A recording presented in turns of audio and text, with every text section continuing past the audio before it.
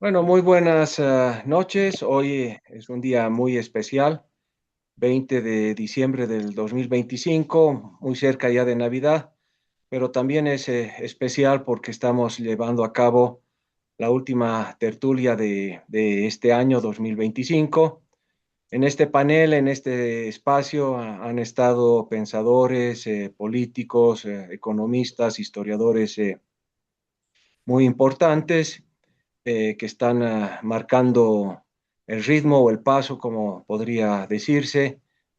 Para recordar algunos, ha estado en enero de este año Jaime Dunn, ha estado el historiador Robert Brockman, el actual ministro de Hidrocarburos en dos oportunidades, Mauricio Medinaceli, el comunicador y exministro del gobierno de Víctor Paz Estensoro, Johnny Nogales, ha estado Ricardo Paz, que es politólogo, otro politólogo importante, Diego Ayo, y en la última tertulia han estado Fernando Romero y Ramiro Cabero. También ha estado el diputado Miguel Antonio Roca, el economista, econometrista Ernesto Sheriff, el coach de liderazgo Juan Carlos Bacaflor, muchos amigos que son de nosotros y bueno, forman parte de esta familia de tertulianos. Bueno, dar la bienvenida a dos profesionales, a dos economistas de alto nivel, a Antonio Sarabia y a Hugo Valderrama. Y en esta oportunidad estamos introduciendo un tema algo desconocido para Bolivia, que es la Escuela Austriaca de Economía y lo que tiene esta escuela para ayudarnos a entender lo que pasa, lo que ha pasado en el país y también a entender las medidas que está adoptando el actual gobierno de Rodrigo Paz Pereira. Así que la verdad muy feliz y muy contento de que se esté desarrollando esta tertulia el día de hoy con dos grandes economistas. Y bueno, no quiero quitar el tiempo y no quiero dejar de lado la importancia vital que tienen todos los tertulianos que mes a mes, los últimos sábados de cada mes, forman parte de este diálogo, de este debate. Entonces, te cedo la palabra, querido profesor Antonio Sarabia. La modalidad va a ser, primero Antonio va a dar una charla de 25 minutos, luego Hugo, luego una tertulia cruzada y luego entramos todos nosotros para poder hacer algunas preguntas y cerramos a las 19:30. Adelante, estimado profesor.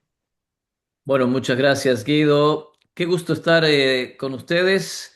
Muchas gracias por darse el tiempo de escucharnos y un gran saludo a mi buen amigo Hugo Valderrama. Siempre aprendo mucho cuando lo escucho, así que es un placer para mí compartir con él. Am, Cuando Guido me propuso el tema, me pareció interesante desde el principio porque no es vamos a hacer la visión de lo que está pasando en la economía de Bolivia, que lo hacemos todos los días. Si ustedes ven mi Twitter, lo hago casi a diario. Si leen mis columnas, estamos siempre analizando la economía. Pero la propuesta era hacer un análisis de la economía del país desde el punto de vista de la escuela austríaca. Entonces, me pareció muy interesante y agarré vuelo inmediatamente. Am, Así que me gustaría hacer, digamos, unos 5 minutos, no más, porque si no se vuelve todo muy tedioso.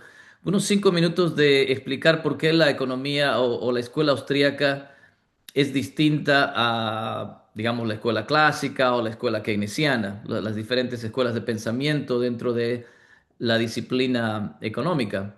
Entonces, déjeme hacer 5 minutos de por qué, cuál es la diferencia, ¿no? ¿Cuál es el prisma? Y después entramos a analizar la economía del país bajo ese prisma. Eh, pues fíjense, la economía austríaca se diferencia de todas las demás por una cuestión fundamental que es poner al individuo en el centro de todo el análisis. El individuo es el sujeto económico para la economía austríaca. Entonces me dirán, bueno, ¿cómo se diferencia eso de las otras escuelas de pensamiento? Pues en las otras escuelas de pensamiento se analizan lo que va pasando a partir del colectivo. Entonces, por ejemplo, dices, ¿no? En la economía o en la visión keynesiana, ¿no es cierto? La sociedad consume o nosotros producimos, los gobiernos deciden hacer esto, etcétera. Son colectivos los que están tomando decisiones.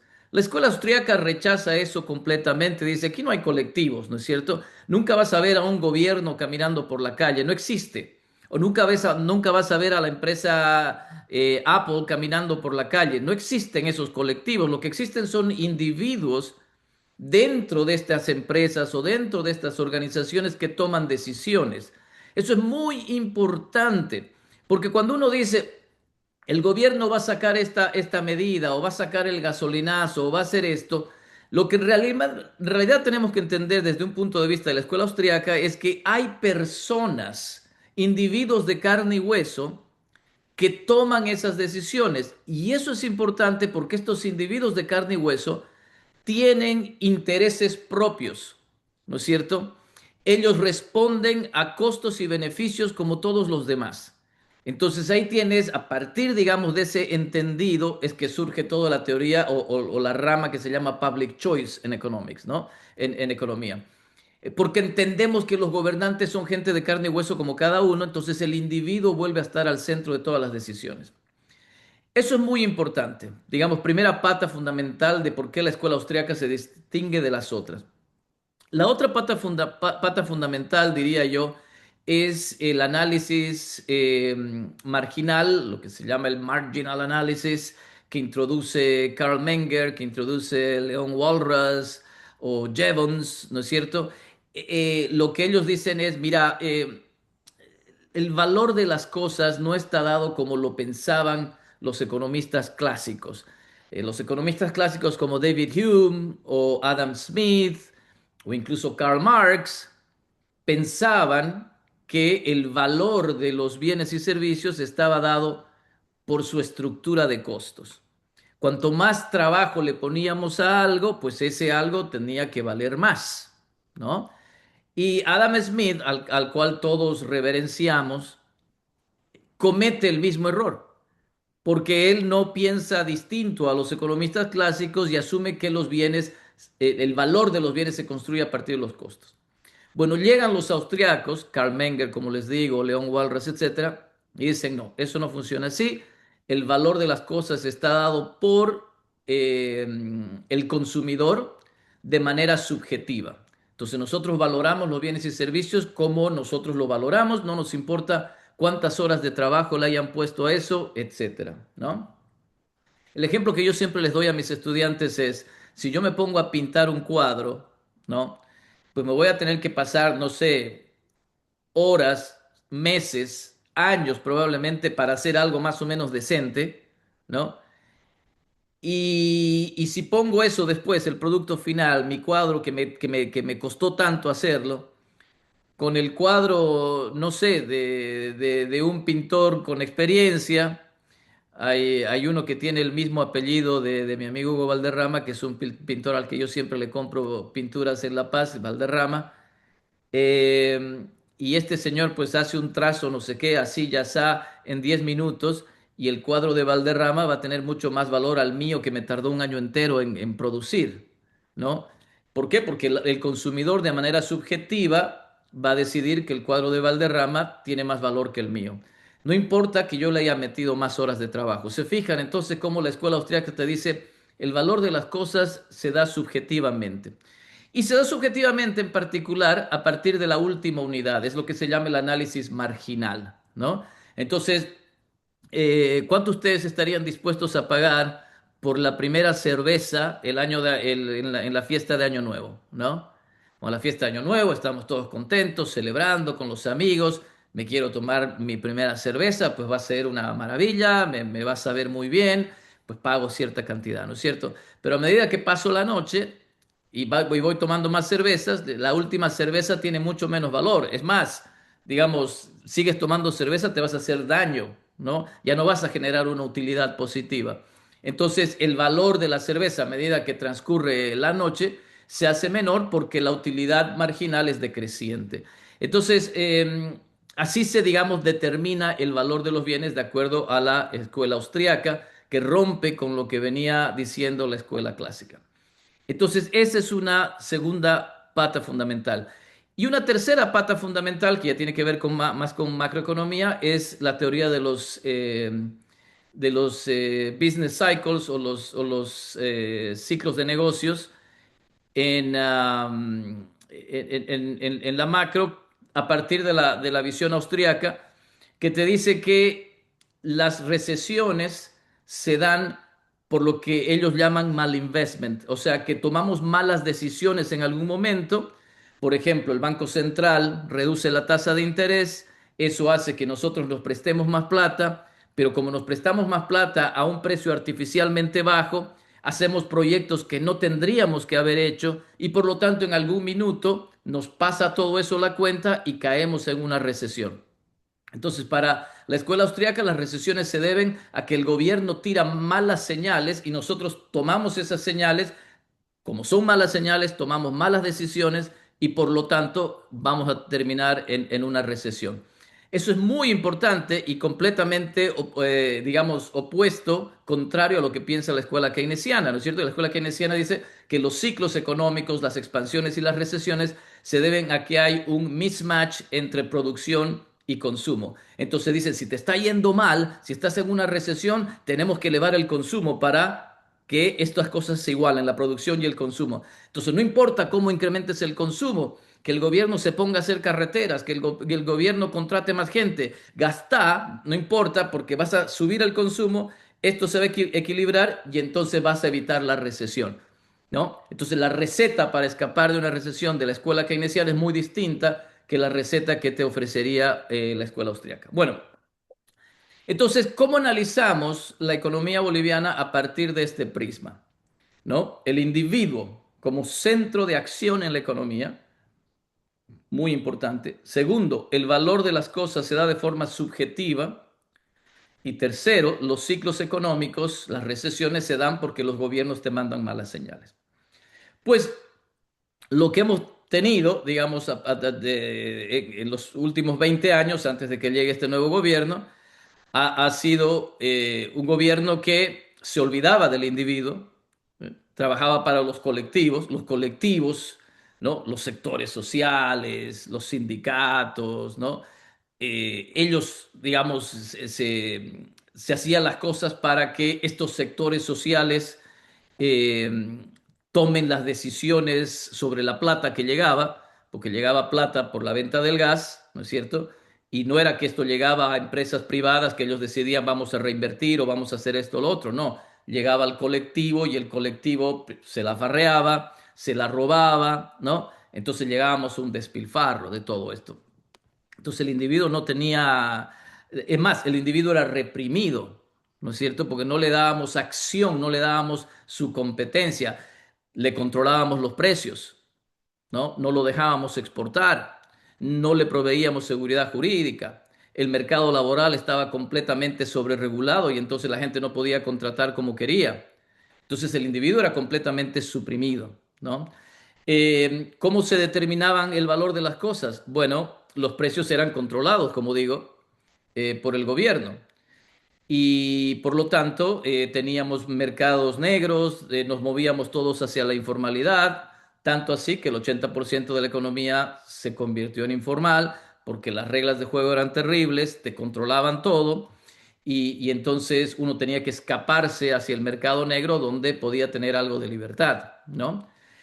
¿Y qué pasaba con los ciclos económicos? Bueno, pues el Banco Central imprimía como quería y cuando quería porque tenía que cubrir los déficits fiscales y entonces vivíamos en un mundo completamente desordenado porque no aplicábamos los principios de la escuela austríaca. Entonces, ¿qué está pasando ahora? Bueno, ahora tenemos un nuevo gobierno que yo he criticado muchísimo hasta hace 2 días. Y lo he criticado porque yo decía, don Rodrigo Paz, por favor, por amor de Dios, empiece a gobernar, ¿no es cierto? Necesitamos señales. Usted va a perder su luna de miel. La gente lo quiere, la gente le da un 65% de aprobación.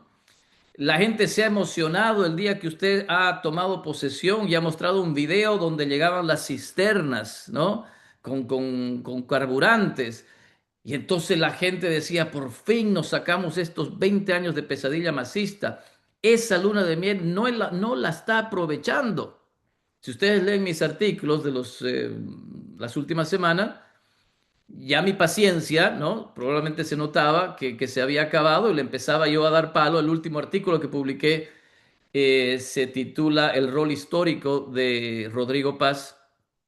Y ahí yo decía, señor Rodrigo Paz, olvídese de su popularidad, usted no lo van a volver a reelegir, nadie lo va a querer mencionar, ¿no es cierto? Ningún padre de familia le va a poner Rodrigo a su nuevo hijo porque usted va a ser odiado, pero no, que no le importe, usted tiene que hacer el trabajo sucio, usted tiene que levantar el subsidio a los carburantes, usted tiene que eliminar todas esas empresas públicas que no sirven para nada, usted tiene que hacer el ajuste, usted nos tiene que liderar a través del desierto, el desierto del ajuste, ¿no? 40 días y 40 noches en el desierto, la vamos a pasar mal y usted tiene que ser el llamado a liderar. Ese es su rol histórico. Le tocó esta etapa histórica, lo siento, no va a ser muy popular, pero eso es lo que tiene que hacer. Eso le decía yo en mi último artículo y bueno, hace 2 días el señor decidió empezar a gobernar y sacó el decreto que ya todos conocemos, que es un decreto muy bueno. Hay cosas que hay que criticar y lo podemos hacer. Yo voy a sacar un artículo que sale este lunes. Les adelanto como primicia, digamos, el artículo mío de este lunes se titula Yo apoyo el gasolinazo. Ese es el título. Porque era lo que había que hacer. Teníamos que suspender el subsidio. No podía haber forma de resolver la crisis económica, no había posibilidad alguna de movernos hacia adelante sin eliminar la subvención a los carburantes. Nos cuesta 2.000 millones de dólares, este año estaba más, nos iba a costar más o menos 2.600 millones de dólares, eso representa la mitad o el 60% del déficit fiscal, 11 años consecutivos de déficit fiscal por el subsidio, por otras cosas también, pero el 60% del déficit era el subsidio. Entonces, era imposible resolver nada sin eliminar la subvención. Y eso es lo que hace este decreto y por lo tanto hay que apoyarlo. ¿Se equivoca en otras cosas? Claro que se equivoca en otras cosas. Por ejemplo, una cosa que hace mal, hay 3 cosas para mí fundamentales que hace mal. La primera es que elimina el subsidio a los carburantes, pero vuelve a fijar los precios. Entonces, aquí, por eso me interesa mucho el planteamiento de Guido, ¿no? Analicemos esto desde la escuela austriaca. Desde la escuela austriaca, uno dice, bueno, los precios se dan subjetivamente, ¿no es cierto?, en el mercado. Entonces, por favor, señores políticos, dejen de controlar precios. Eso nunca ha funcionado, no va a funcionar, y esta era su gran oportunidad para decir, levantamos la subvención y el precio se determina cada día de acuerdo al mercado internacional. Punto. Y no, van de nuevo a controlar los precios, ¿no? Y los van a controlar por 6 meses. Y después van a hacer una revisión y los van a volver a controlar por otros 6 meses. Cuando era la oportunidad de decir libre mercado, el que quiere importar gasolina, diésel, hágalo, el precio se fija a nivel internacional y ya está, se acaba. Pero no, vuelven a fijarlo. Esto es problemático, ¿por qué? Porque si en algún momento sube el precio del petróleo en los mercados internacionales, sube el precio de la gasolina, del diésel, pues entonces se reactiva el subsidio, ¿no es cierto? Porque los precios están controlados. Y si baja el precio del petróleo, pues entonces le estamos cargando una mochila innecesaria a la gente que va a pagar más caro en Bolivia y eso va a fomentar la importación, digamos, del contrabando de gasolina y diésel hacia Bolivia porque vamos a querer comprar afuera más barato. Entonces, ahí se equivoca. La otra cosa que hace mal el decreto, o que no lo hace, digamos, por ausencia, es que no muestra que los políticos, que ellos también se ponen la mochila al hombro, ¿no?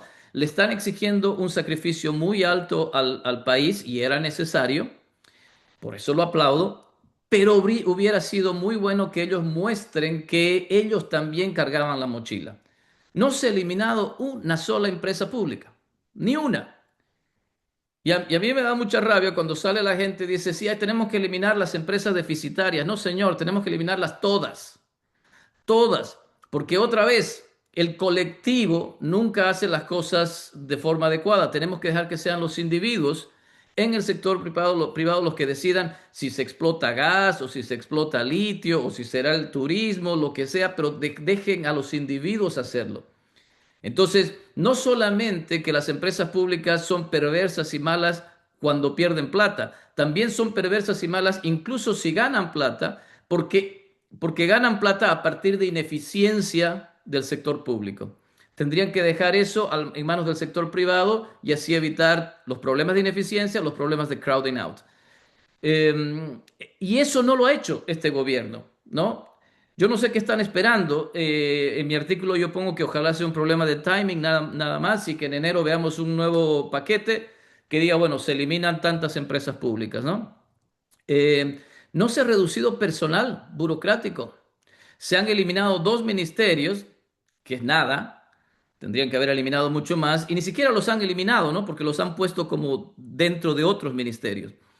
Ahí no ha habido un esfuerzo por eliminar burocracia. Tendrían que haber dicho, miren, señores, vamos a reducir el tamaño de la burocracia estatal, pasamos de 600.000 empleados públicos a 550.000. Yo sé que es poco, pero bueno, hubiera sido una señal para mostrarle a la gente, los políticos también nos ponemos la mochila. Esas cosas hubieran sido sensatas y buenas. No es sensato bajarle el sueldo a los ministros, al presidente. Eso es una estupidez. Tenemos que pagar bien para atraer a los buenos, ¿no? De hecho, yo creo que se paga muy poco en el sector público. Poquísimo. Cuando yo era candidato a vicepresidente, que duré de candidato a vicepresidente, que habrá sido 2 meses, mi hijo acá se pone a ver, ¿no? A ver cuánto gana el vicepresidente. Si ganas, cuánto vas a ganar, cuánto va a ser tu salario. Y me muestra y me dice, pero vos estás loco. ¿No te vas a ir a Bolivia a ganar esto? Que eso es lo que gana el vicepresidente. Y tiene toda la razón, ¿no es cierto? Se gana muy poco en el sector público. Entonces, bajarle el sueldo, eso es una estupidez, pero tendrían que haber reducido la burocracia y tendrían que haber eliminado empresas públicas. Y la tercera cosa que hace mal, eh, digamos, de estas cosas grandes, porque hay otras cosas chiquitas que también se hacen mal, pero la tercera cosa que se hace mal es subir el salario mínimo. Eso es una barbaridad. No tendrían que haberlo hecho. Yo creo que lo hicieron simplemente por ganarse el favor de la COP, digamos. Mira, te estoy subiendo el salario mínimo, ¿no es cierto? No te enojes tanto. Pero eso solamente va a causar más desempleo, la gente va a dejar de contratar lo que contrataba. Ya tengo amigos que me han dicho, esto son evidencia anecdótica, ¿no es cierto? Pero me han dicho, tengo que rebajar el 20% de mi personal. Empresas que en el margen se van a mover hacia el sector informal, simplemente vamos a crear más informalidad. Entonces, hay cosas que se han hecho mal. Eh, pero aún así, voy terminando, aún así es un decreto que en lo fundamental se mueve en la dirección correcta, que es la eliminación de los subsidios. También tiene unas medidas administrativas muy interesantes, por ejemplo, la regularización del capital o el patrimonio para la gente que vuelva a tener su plata, la seguridad jurídica y tributaria por 15 años. Y una cosa que me pareció muy buena también, la eliminación del absurdo certificado de abastecimiento interno y precios justos. En Bolivia, cuando uno quiere exportar, por ejemplo, alimentos, carne, etcétera, al momento de llegar a la aduana con el producto, uno tiene que mostrar un documento que se llama el certificado de abastecimiento interno y precios justo, que muestra que has abastecido el mercado interno y lo que te sobra lo estás exportando, ¿no? Pues es un absurdo, es un atentado contra la propiedad privada. Otra vez, es que el colectivo se apropie de las decisiones y no deje que el individuo, su propia producción, su propio esfuerzo, no lo pueda vender allá donde le pagan más, ¿no?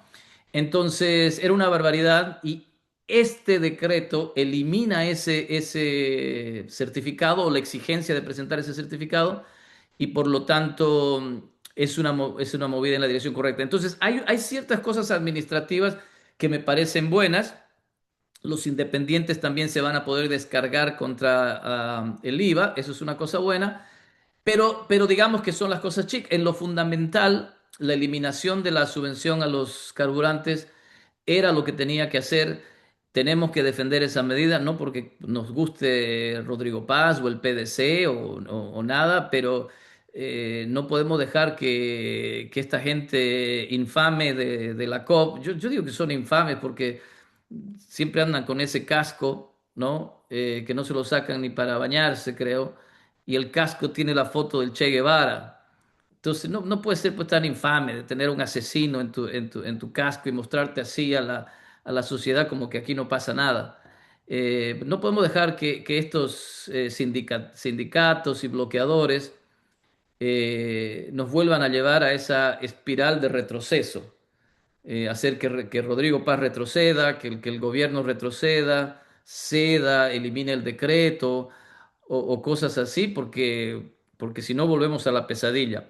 Por fin el gobierno decidió gobernar, es una cosa buena. Entonces, para terminar, desde una perspectiva de la escuela austríaca, este gobierno, al eliminar el subsidio de los carburantes y empezar a ver la luz de salud fiscal y estabilidad macroeconómica, le va a devolver poder al individuo de decisión.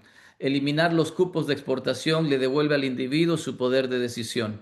Se equivoca controlando precios, no debería controlar precios. A mí me da mucha pena cuando mi buen amigo José Gabriel Espinosa sale en la tele y dice, no, es que tenemos que ver las hojas de costo y entonces los transportistas no tendrían que cobrar tanto porque no justifica, no es cierto, que nos muestren sus hojas de... Es como que hemos vuelto a la época de Adam Smith, cuando los precios se formaban a partir de los costos. Pues eso no tiene sentido. Que los transportistas cobren pues lo que quieran cobrar, ¿no es cierto? Y lo que tenemos que hacer es introducir competencia en el sector de transporte, cosa de que el mercado sea al final del día el que determine el precio. Entonces, en vez de ver hojas de costo, tenemos que ver la forma de liberar esos mercados, cosa de introducir competencia.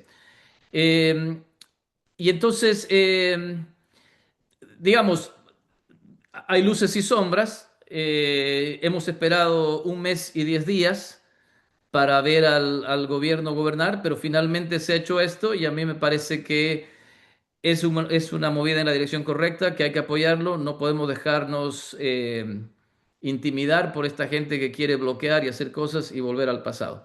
Con eso paro la primera parte, Guido. Muchas gracias, profesor Sarabia. Agradecer la presencia de Mauricio Medinaceli, que ha participado en varias tertulias, de Fernando Jiménez, viceministro también de este gobierno, de el ingeniero Cristian Desideri, desde la Argentina, que es el conductor de Foro Reflexión y exministro también de la República Argentina. Así que muchas gracias, obviamente, a todos ustedes. Pasamos la posta al profesor Hugo Valderrama. Gracias, un placer saludarte, Guido, otra vez. Un placer saludar a mi querido amigo Antonio Sarabia. A los contertulios de esta tarde también, pues un gran saludo, un gran abrazo y qué bueno que hayan tomado una hora, un par de minutos de su sábado en la tarde para escucharnos. A ver, la escuela austríaca, como decía Antonio, se caracteriza por una cosa fundamental y es que considera al individuo como el eje central de la economía.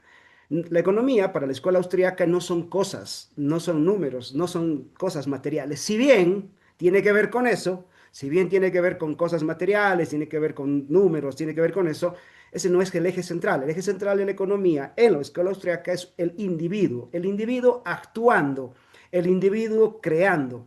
Ahora, una cosa que plantea la escuela austriaca es que como el individuo crea, el individuo se mueve, el individuo está todo el rato en acción. De hecho, el libro base para entender la escuela austriaca es La acción humana de Mises, que ya pasa los 80, 100 años, creo, el libro. Te dice que lo que necesita el individuo es libertad para crear. Y hay una razón básica cuando hablamos de la libertad para crear. Perdón que continúe con ese tema, pero ya luego pasamos. Si nosotros miramos la estructura y algo que lo primero que aprendemos los que practicamos, por ejemplo, artes marciales, es que el hombre no está diseñado para pelear. El ser humano es fácilmente derrotable. Si ustedes se fijan en su estructura, nuestros órganos vitales están totalmente expuestos. Comparado, por ejemplo, con otros animales que son cuadrúpedos y sus órganos vitales no están tan expuestos. Somos en la especie más débil dentro de los primates. No podremos pelear contra, por ejemplo, un gorila. No, no podemos. No tenemos garras, no tenemos colmillos, etcétera. No tenemos nada que nos podría, frente a la naturaleza, generar una ventaja.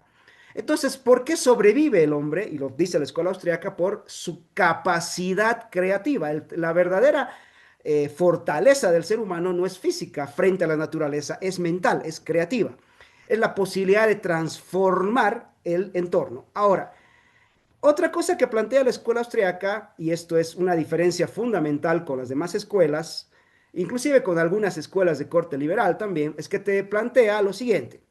Cuando yo estaba en la universidad estudiando economía, mis profesores entraban a clases y nos decían, y es normal, los profesores de macro, de micro, te decían cómo redistribuir el excedente, ¿no? Asumían que había una torta ya hecha y que tenía que venir una especie de buen papá, un buen administrador, no sé, un buen jefe, un enviado de los cielos para hacer una redistribución exacta, ¿no? Y en el que todo el mundo más o menos vaya a tener un pedacito igual de la torta y por lo tanto si los ricos eran ricos era porque alguien les había dado más torta a ellos y los pobres eran pobres porque alguien había dado más pedazo de torta o menos pedazo de torta a los pobres.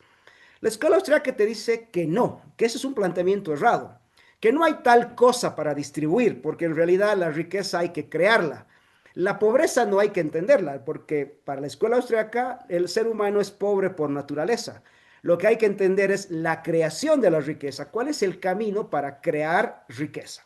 Entonces, la escuela austríaca te plantea que hay una sola forma para crear riqueza, que es dejar que el hombre actúe, dejar que el hombre cree y dejar que el hombre intercambie esas cosas con otros, porque este intercambio de cosas es lo que te genera conocimiento, es lo que te genera know-how, es lo que hace que tus tasas de capitalización mejoren y por lo tanto cada vez en este proceso dinámico que la escuela austríaca llama el proceso cataláctico, vas acumulando capital y por lo tanto tu nivel de vida se va mejorando y va prosperando. Bien, un planteamiento importantísimo porque comúnmente pasa, y esto es muy, muy, muy recurrente en América Latina, que nos digan los gobiernos en especial, sin importar el partido político, sin importar el color, etcétera, que hay que redistribuir la riqueza, ¿no? Y eso es un juego, te dicen hay que redistribuir mejor la riqueza. No, en realidad hay que darle condiciones al ser humano para crear riqueza. Fíjense, el eje central de la escuela austríaca no es la redistribución de la riqueza, no es ni siquiera los recursos naturales, no, la riqueza es el hombre actuando en libertad, usando su capacidad creadora para modificar el ambiente en el que ha vivido. Ahora bien, en el que vive además. Ahora bien, cuando hablamos de actuar, evidentemente hablamos de un comportamiento o de una variable que es la variable ética, ¿no? Y la escuela austríaca te dice, la variable ética no es nada más que toda una serie de conocimiento que como humanidad hemos ido aprendiendo, que nos han dicho cómo debemos comportarnos en sociedad, cuál es el comportamiento adecuado en sociedad. Por ende, y aquí hay varios expertos en derecho, todo comportamiento ético se traduce en algo que se llama derecho, justamente que es un mínimo de ética. Para la escuela austriaca, la economía no es una ciencia aislada, es una ciencia que se mueve en un triángulo en el que conviven, por un lado, el estudio del comportamiento ético, el derecho, no, digamos, sí, no solamente reducido al tema de las normativas y todo eso, sino más bien como la filosofía del derecho que permite a los hombres moverse en un entorno civilizado y la economía como resultado de todo eso. ¿A qué viene todo este cuento? Que la escuela austriaca, como decía Antonio, te explica que, por ejemplo, los ciclos económicos, a diferencia de la interpretación típicamente keynesiana, que es la que se enseña en las universidades, no son naturales. ¿No? Porque los que hemos pasado clases en la universidad te dicen, no, es que la economía tiene ciclos naturales. Ciclo natural, entonces, como es natural, hay que hacer medidas contracíclicas, ¿no? Y la escuela austriaca te dice, no, no, los ciclos no son naturales, hay que entender la causa del ciclo. Y comúnmente y esto es muy recomendable para los que les encanta estudiar la interconexión que hay entre el derecho, la ética y la economía, leerse al quizás el mayor representante de la escuela austriaca en este momento en el mundo, y me refiero a Jesús Huerta de Soto, que en muchos casos es citado por Javier Milei también. A ver, Huerta de Soto te dice lo siguiente: todo ciclo económico tiene su origen en que el gobernante no entiende primero su rol. ¿Ok? El gobernante no está para darle un privilegio a un determinado sector o jugar ciertas cartas o hacer del ingeniero social diciendo que va a trasladar el país de una posición X a una posición X más uno, que sería mejor. No, el gobernante está para cumplir una tarea administrativa muy simple. Por eso es que la escuela austriaca tiene una teoría de la política que es la teoría del gobierno limitado. Ahora bien, cuando el gobernante no entiende su ciclo, que es lo más común que suceda, porque si hay algo que nos excita a los seres humanos es el poder, nos fascina, nos levanta todas nuestras bajas pasiones, el poder. Siempre hay alguien que dice, bueno, yo voy a jugar a una carta, le voy a jugar a la carta de redistribuir la riqueza. Y comúnmente usan el truco de empezar el ciclo de la manipulación de las tasas de interés, porque casualmente todos coinciden en que las tasas de interés son una expresión de lo peor que hay del capitalismo y el egoísmo, ¿no? Entonces, ¿qué dice la escuela austríaca? A ver, las tasas de interés no son ni una expresión del capitalismo salvaje, no, ni una expresión del egoísmo, ni porque los banqueros sean malos, sino que la tasa de interés te muestra dos variables fundamentales que son ahorro, inversión y consumo. Tres. Entonces, las sociedades cuya visión es el consumo inmediato van a tener bajos niveles de ahorro y por lo tanto altas tasas de interés. Y las sociedades que miran al revés, que tienen proyecciones de largo plazo y que tienen mayores tasas de ahorro, por ende van a tener menores tasas de interés. Ahora, ¿dónde radica la importancia de la tasa de interés para la escuela austriaca? No es el precio del dinero, la tasa de interés, es el precio del tiempo. ¿Cuánto tiempo estoy dispuesto a sacrificar del presente para tener mejores niveles de vida en el futuro? Eso mide la tasa de interés. Bien. Ahora, cuando los gobiernos comúnmente, y aquí viene ya la pregunta, ¿cómo interpretamos lo que pasa en Bolivia desde la escuela austriaca? Hay que mirarlo desde este punto. Uno de los pilares del movimiento al socialismo en sus 20 años fue justamente intentar manipular la tasa de interés. Y esto explica el por qué no hay dólares y alguna vez lo hemos conversado también con Antonio. El año 2014, cuando se les acabó la farra del gas, cuando los commodities cayeron a nivel internacional, el precio cayó a nivel internacional, Evo Morales salió un 6 de diciembre del 2014 y dijo hay que ajustarse los cinturones. Yo asumí que en ese momento iba a haber algo de cordura. A los pocos días, a la semana, sale y nos dice que había hablado con unos expertos, con un círculo de expertos. Entre los expertos es el actual inquilino de San Pedro, Arce Catacora.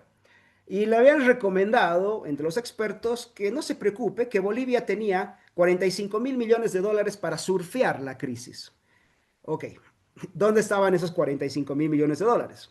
15.000 millones de dólares eran las reservas del sector privado en el tema financiero. Era lo que había en dólares en toda la banca, en todas las cooperativas, donde estaban las cuentas en dólares. 15.000 millones de dólares adicionales eran las reservas internacionales y otros 10.000 millones de dólares eran los aportes jubilatorios. Bien, ¿cómo empieza esto? Nos aprueban la nueva ley de bancos, entra en vigencia la ley de bancos. ¿Y qué hace la ley de bancos? Le dice al sistema financiero que baje artificialmente la tasa de interés a dos sectores, al sector vivienda y al sector productivo, que casualmente acaban coincidiendo porque se le baja la tasa de interés al comprador de vivienda y se le baja la tasa de interés al productor de viviendas. Entonces, ¿qué sucedió? A partir de ese momento, toda esta masa monetaria, porque además se da un nuevo impulso a la bolivianización de la economía, se empieza a crear un auge en el sector inmobiliario. Ese auge que es de mucho dinero y que va y que traslada el precio de la tasa de interés al bien final. Entonces todo el mundo dijo, wow, todo el mundo se hace una casa, todo el mundo puede acceder a un departamento, a un terreno, y las empresas constructoras decían, ¿cómo de bien nos está yendo con este gobierno? Etcétera. No, En realidad estábamos entrando a un ciclo que Mises lo describió a principios del siglo XX como el inflacionismo pasivo. ¿Ok?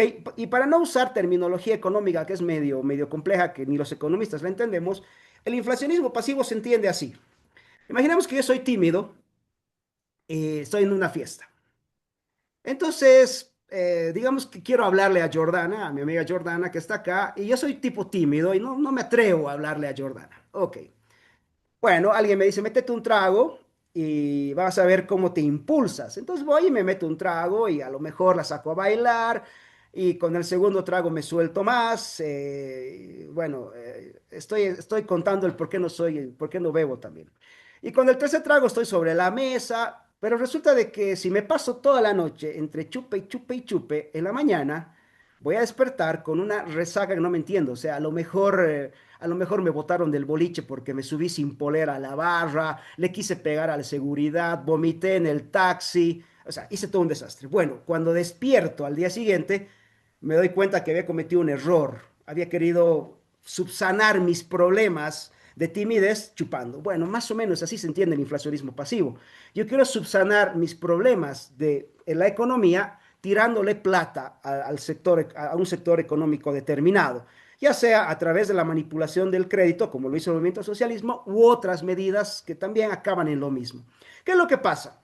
Cuando empieza a llegar el dinero fresco, cuando empieza a llegar el dinero fresco, todo el mundo se siente bien porque apareces con más billetes, dices, wow, qué bien me va, qué bien me va. Pero resulta de que el tema de estos impulsos monetarios llegan a un determinado sector, llegan a un determinado sector. El sector que primero recibe el dinero fresco siempre dice que bien me va.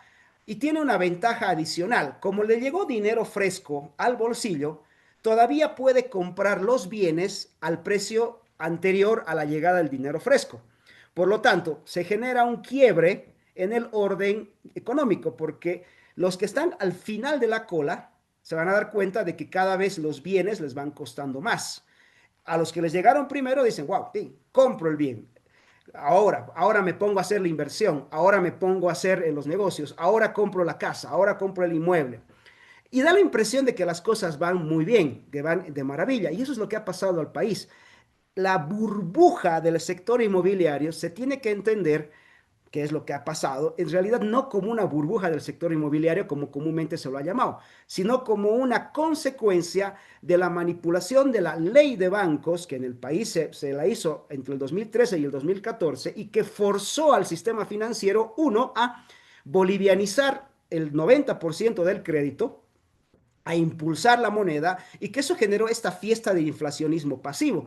Cuando resulta que esto se cae, como decía Antonio, en algún momento la fiesta se tiene que acabar. Y la fiesta se acaba cuando nos damos cuenta que todo este dinero que ha ido saliendo de las arcas a través de este mecanismo del impulso del crédito artificialmente barato, deriva en inflación. Tarde o temprano ese dinero va a derivar en inflación. Es como que va chorreando. Ustedes agarran un frasco de miel. Si yo pongo la miel y si la vacío aquí en mi mesa, hay un chorro que cae redondo y con el pasar de los minutos ese chorro se va expandiendo, ¿no? Bueno, eso es básicamente lo que pasa, que en algún momento el chorro del dinero recién impreso, recién salido, recién manipulado a través de estas medidas, va mermando a toda la economía y nos damos cuenta que nuestro nivel de vida ha subido. Y por ende, muchas de las personas que habían tomado créditos para tomar esta o comprar estos bienes se dan cuenta que no los pueden pagar.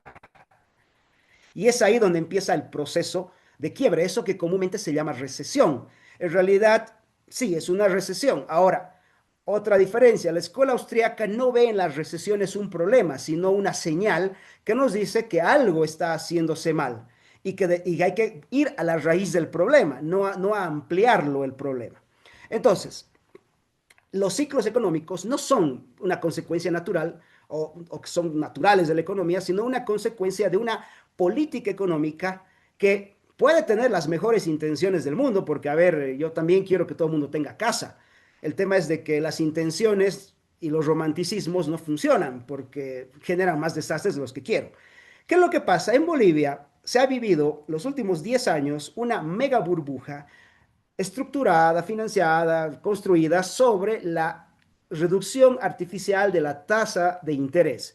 Y casualmente esa burbuja revienta aproximadamente el 2020, pero viene la pandemia y un poco la frena, y luego hay un proceso de elecciones. Arce Catacora intentó volver más o menos a subsanar esto y nos dio como que un tiempito más, pero ya no se pudo porque toda esta masa de dinero empezó a cobrarnos factura. Por eso es que las inflaciones particulares por producto, no el global de la inflación. Si uno mira las inflaciones particulares por producto han sido elevadísimas en cosas como alimentos, en cosas como la propia vivienda, etcétera.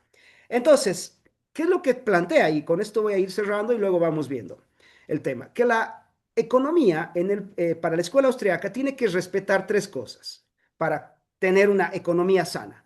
Primero, el libre funcionamiento de los precios, porque los precios reflejan información. Si yo altero los precios, como por ejemplo alterando el precio de la tasa de interés, genero malas decisiones, induzco a los agentes económicos a cometer errores groseros que luego con el tiempo se agravan y se vuelven crisis económica. Hay que respetar el mecanismo de los precios. Lo segundo, el desarrollo de los países no depende exclusivamente, y esto lo voy a decir y lo podemos debatir después, exclusivamente de las variables económicas, sino que es al revés. Las variables económicas se van a ver, digamos, en mejor posición en cuanto se respete una cierta institucionalidad, ciertos marcos institucionales. Si quieren, lo institucional es el continente y lo económico es el contenido. No hay crecimiento de la economía sin calidad institucional. Ahora bien, ¿qué plantea la escuela austriaca como calidad institucional? Y esto es importante, por eso es que la escuela austriaca es muy dinámica, permite el debate con otras ramas del conocimiento, que la calidad institucional depende de tres cosas. De los mercados libres, que decía Antonio, que los mercados funcionen de manera libre, que se respete la propiedad privada, que la propiedad privada tiene que ser sagrada, no puede ser a medias, no puede ser pequeñita, en algunas cosas sí o en otras cosas no, y que finalmente se respete los límites del gobierno en el poder. O sea, estas tres cosas, estos tres elementos, digamos, institucionales son lo que le da el orden al desarrollo. Fíjense que rompe la escuela austríaca con todo lo que hemos venido estudiando siempre. No te dice que los países sean prósperos, por ejemplo, por tener enormes espacios de terreno. No te dice que los países sean ricos por tener minas o por tener recursos naturales. Te dice que son ricos justamente cuando tienes un sistema institucional que le garantiza al individuo la capacidad creativa, la capacidad creadora. Ahora bien, ¿qué ha hecho el movimiento al socialismo los últimos 20 años con nosotros? ¿Y por qué es importante esta tertulia? Cuando yo leía a Antonio, pues yo cité algunos de sus artículos, Antonio marcaba que Bolivia empezó el siglo XXI siendo un país medianamente intervenido en lo económico. Y cerramos el 2023-24 como un país altamente intervenido, es decir, que nos ha arrinconado a través de todo este tipo de normativas que en realidad, en lugar de dejarnos prosperar, en lugar de dejarnos emprender, en lugar de dejarnos crear, nos han ido arrinconando en función del poder político. La escuela austriaca tiene una enorme ventaja sobre otras escuelas. Mira al individuo como un fin en sí mismo, no como un medio para el fin de otros. Para la escuela austriaca, ustedes, yo y demás, somos un fin en nosotros mismos. Por lo tanto, lo que se tiene que garantizar es que se nos permita ejercer nuestra natural capacidad creativa en un marco de desarrollo institucional. Y creo que con esto podemos pasar a la ronda de preguntas, estimado Guido. Perfecto, excelente. Tenemos un brochazo ya de lo que es la economía austriaca de economía, muy relegada en nuestro medio. Pues lo invito a los profesores a que hagan una tertulia cruzada y luego cedemos el espacio a los tertulianos.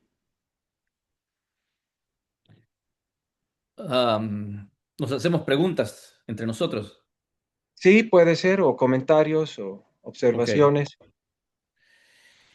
Eh, bueno, a ver, una cosa que a mí me parece importante resaltar am, es cómo la economía boliviana, con Evo Morales, con Yanine, con Arce y hasta el momento con Rodrigo Paz, em, funciona, esencialmente el motor de la economía sigue siendo la escuela keynesiana, ¿no? Es decir, esta idea de que tenemos que buscar la forma de que la gente tenga poder de gasto, porque si no gasta, no hacemos economía o no crecemos.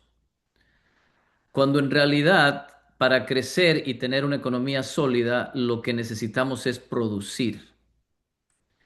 Esta diferencia es muy importante. Durante Evo Morales vendía el gas, ¿no es cierto? Y agarraba la plata y gastaba. Y como gastaba, parecía que a la economía le iba bien, teníamos plata en los bolsillos, íbamos a los restaurantes, etcétera, y todavía tenemos amigos que nos dicen, pero si durante la época de Evo todo iba bien, ¿no es cierto? Y eso no cambia. Es decir, un problema, digamos, fundamental filosófico es que esa idea no cambia y no sé si va a cambiar. La idea de que hay que gastar, hay que consumir, porque si no hacemos eso, no generamos economía.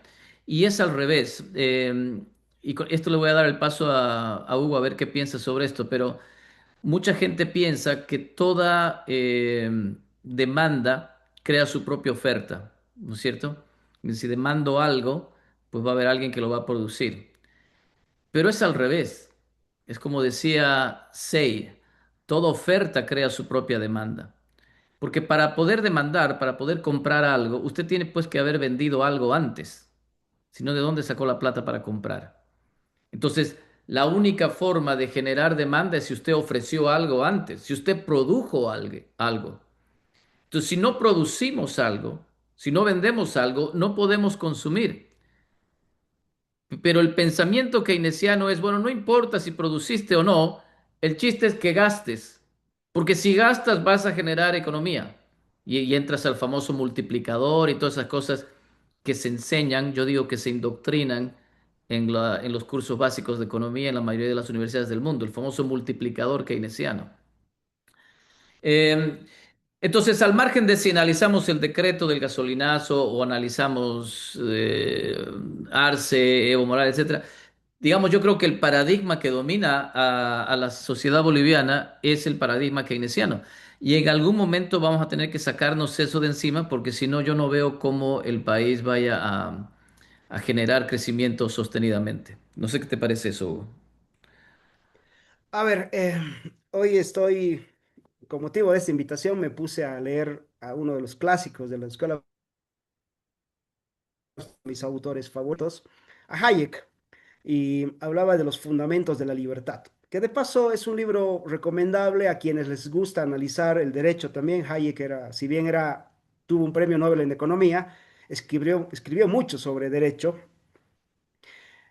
sobre todo sobre filosofía del derecho, ¿no? Y él planteaba lo siguiente, a ver, las sociedades que no prosperan son justamente aquellas en las que el gobierno subsidia la envidia, ¿no? Una cosa bien, es un concepto bien interesante. Ahora, yo escucho y he estado escuchando mucho lo que ha pasado estos días y uno dice, ah, es que nosotros los pobres necesitamos algo, ¿no? Es que la factura la paguen los ricos. Y eso básicamente es el tema de la envidia. O sea, yo envidio al rico y en lugar de admirarlo, de querer parecerme a él, de entender por qué se hizo rico, ¿ok? Lo envidio, lo odio, per se. A ver, no, hay formas. Yo, por ejemplo, si hay alguien que se ha hecho rico estafando, mintiendo, robando, inclusive usando el aparato del Estado para hacerse rico, pues lo repudio. Me parece un ser repugnante, ¿no? Ahora, si hay alguien que se ha hecho rico, y en Cochabamba tenemos el caso muy famoso de la señora Panchita, que empezó con sus 7 hijos vendiendo pollo en un mercado de Cochabamba popular, en un carrito, y hoy es una señora de más de 80 todavía viva, que ha formado toda una estructura financiera con un montón de restaurantes en la ciudad, propiedades, etcétera. Bueno, esa señora se hizo rica haciendo lo que debería hacerse siempre, servir al prójimo, darle un producto de calidad al prójimo. Entonces, envidiar al rico per se es un problema y es un tema que en Bolivia se ha aprovechado políticamente en todos los gobiernos para manejarlas, para tener a las sociedades sometidas, etcétera, ¿no? Y esto también es un tema de lo que pasa en las universidades. Yo soy profesor universitario y soy muy crítico con lo que se enseña dentro de la universidad. Igual que Antonio, ¿eh? Somos algo así como los cisnes negros adentro de las universidades. Lo primero que deberíamos explicarle a los niños y a los jóvenes en todo el sistema educativo es que no hay nada que redistribuir. La riqueza no hay que redistribuirla. La riqueza hay que crearla. Y eso te da un enfoque totalmente diferente, porque pasas del enfoque de voy a buscar trabajo o voy a buscar que alguien me dé cosas a voy a crear cosas. Lo que tú decías, voy a ofertar cosas, voy a ofrecer cosas al mercado y voy a entrar a este proceso de ser una persona creativa. Yo creo que el mayor daño que se le ha hecho a este país es a nivel psíquico, Antonio, y es un tema serio. Nos Mm, hemos metido en la idea, y está muy metida en la idea colectiva, que el Estado es Papá Noel. mm. El Estado es Papá Noel, o el Estado es una caja dispensadora, ¿no? Porque si yo quiero salud, se la tengo que pedir al Estado. Si quiero, no sé, que un deportista vaya al Mundial de Racket, se lo tengo que pedir al Estado. Si quiero tal cosa, o sea, esa idea de que el Estado es una caja dispensadora, uno que nos condena a vivir en sistemas opresivos contra los propios individuos, que juega también con nuestros propios intereses, y el otro problema es de que eso no funciona a ningún lado, o sea, te vuelves financieramente inviable, no puedes vivir pidiendo, pidiendo y pidiendo, cuando en realidad lo que tendríamos que hacer es crear y crear y crear. Yo creo que el gran desafío que tiene Bolivia ni siquiera es Rodrigo Paz ni nada, es cambiar el paradigma educativo a las siguientes generaciones, que a mi modo de ver tienen una ventaja respecto a las nuestras, Antonio, tienen esto. Las Mm. nuevas generaciones tienen la posibilidad de contrastar inmediatamente lo que le estamos diciendo a nosotros en un aula, por ejemplo, cosa que no pasaba en lo nuestro. En nuestra generación, el profesor era casi que palabra bendita, ¿no? Palabra sacrosanta, no se le podía, era el hombre que sabía. Hoy, básicamente, el cuestionamiento es fuerte y eso es muy bueno. Es muy bueno que eso pase, es muy bueno que suceda, pero el gran desafío, yo creo que es cambiarle la psiqui, a la psicología a Sí, la gente, ¿no? mira, hay una cosa muy interesante.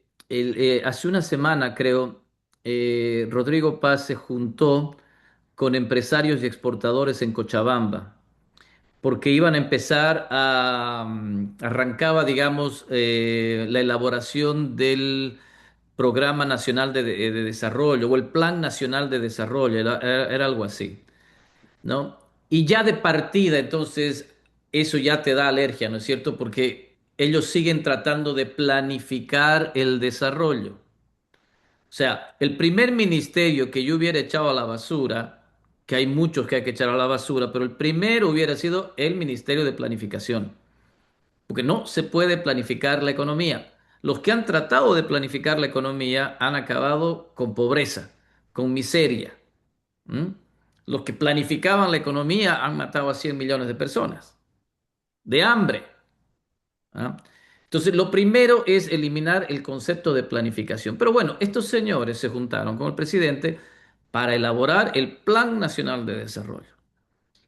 Y en el discurso de Rodrigo Paz, en ese evento, Rodrigo Paz dice, a ver, señores exportadores, esto está muy bien, todo está muy bonito, acabamos de firmar un acuerdo con Egipto, ¿se acuerdan? Para venderle carne a Egipto.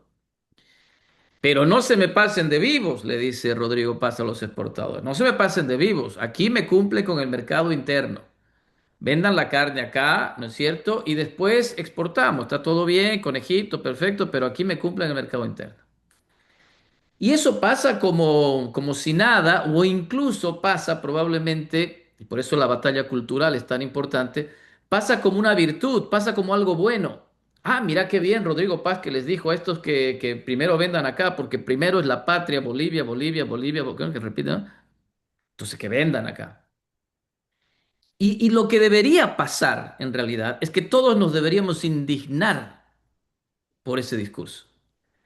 Pues, ¿quién se cree usted, señor Rodrigo Paz, para decirle a un productor que se levanta en la mañana a arriesgar su peculio, a poner su esfuerzo, a producir algo? ¿Quién se cree usted para decirle dónde tiene que vender sus cosas? Déjelo pues usted que venda donde él quiera vender y al precio que quiera vender. Pero usted se las manda, ¿no es cierto?, del gran planificador y dice, no, no, ustedes me venden primero acá. Ese es un atentado contra la propiedad privada, contra el esfuerzo del individuo. Es un atentado contra la libertad. ¿Se fijan? Entonces, en este decreto sacan el documento ese que exigía el abastecimiento interno y los precios justos. Porque alguien, me imagino, se avivó en el gabinete y dice, vamos a sacar esto para que la gente exporte y traiga dólares. Bien, me explico, ven cómo cambia la figura. Pero en el fuero interno, digamos, de Rodrigo Paz, viene el keynesianismo. El gobierno nos va a decir qué hacer, nosotros vamos a planificar cómo va a ir la sociedad.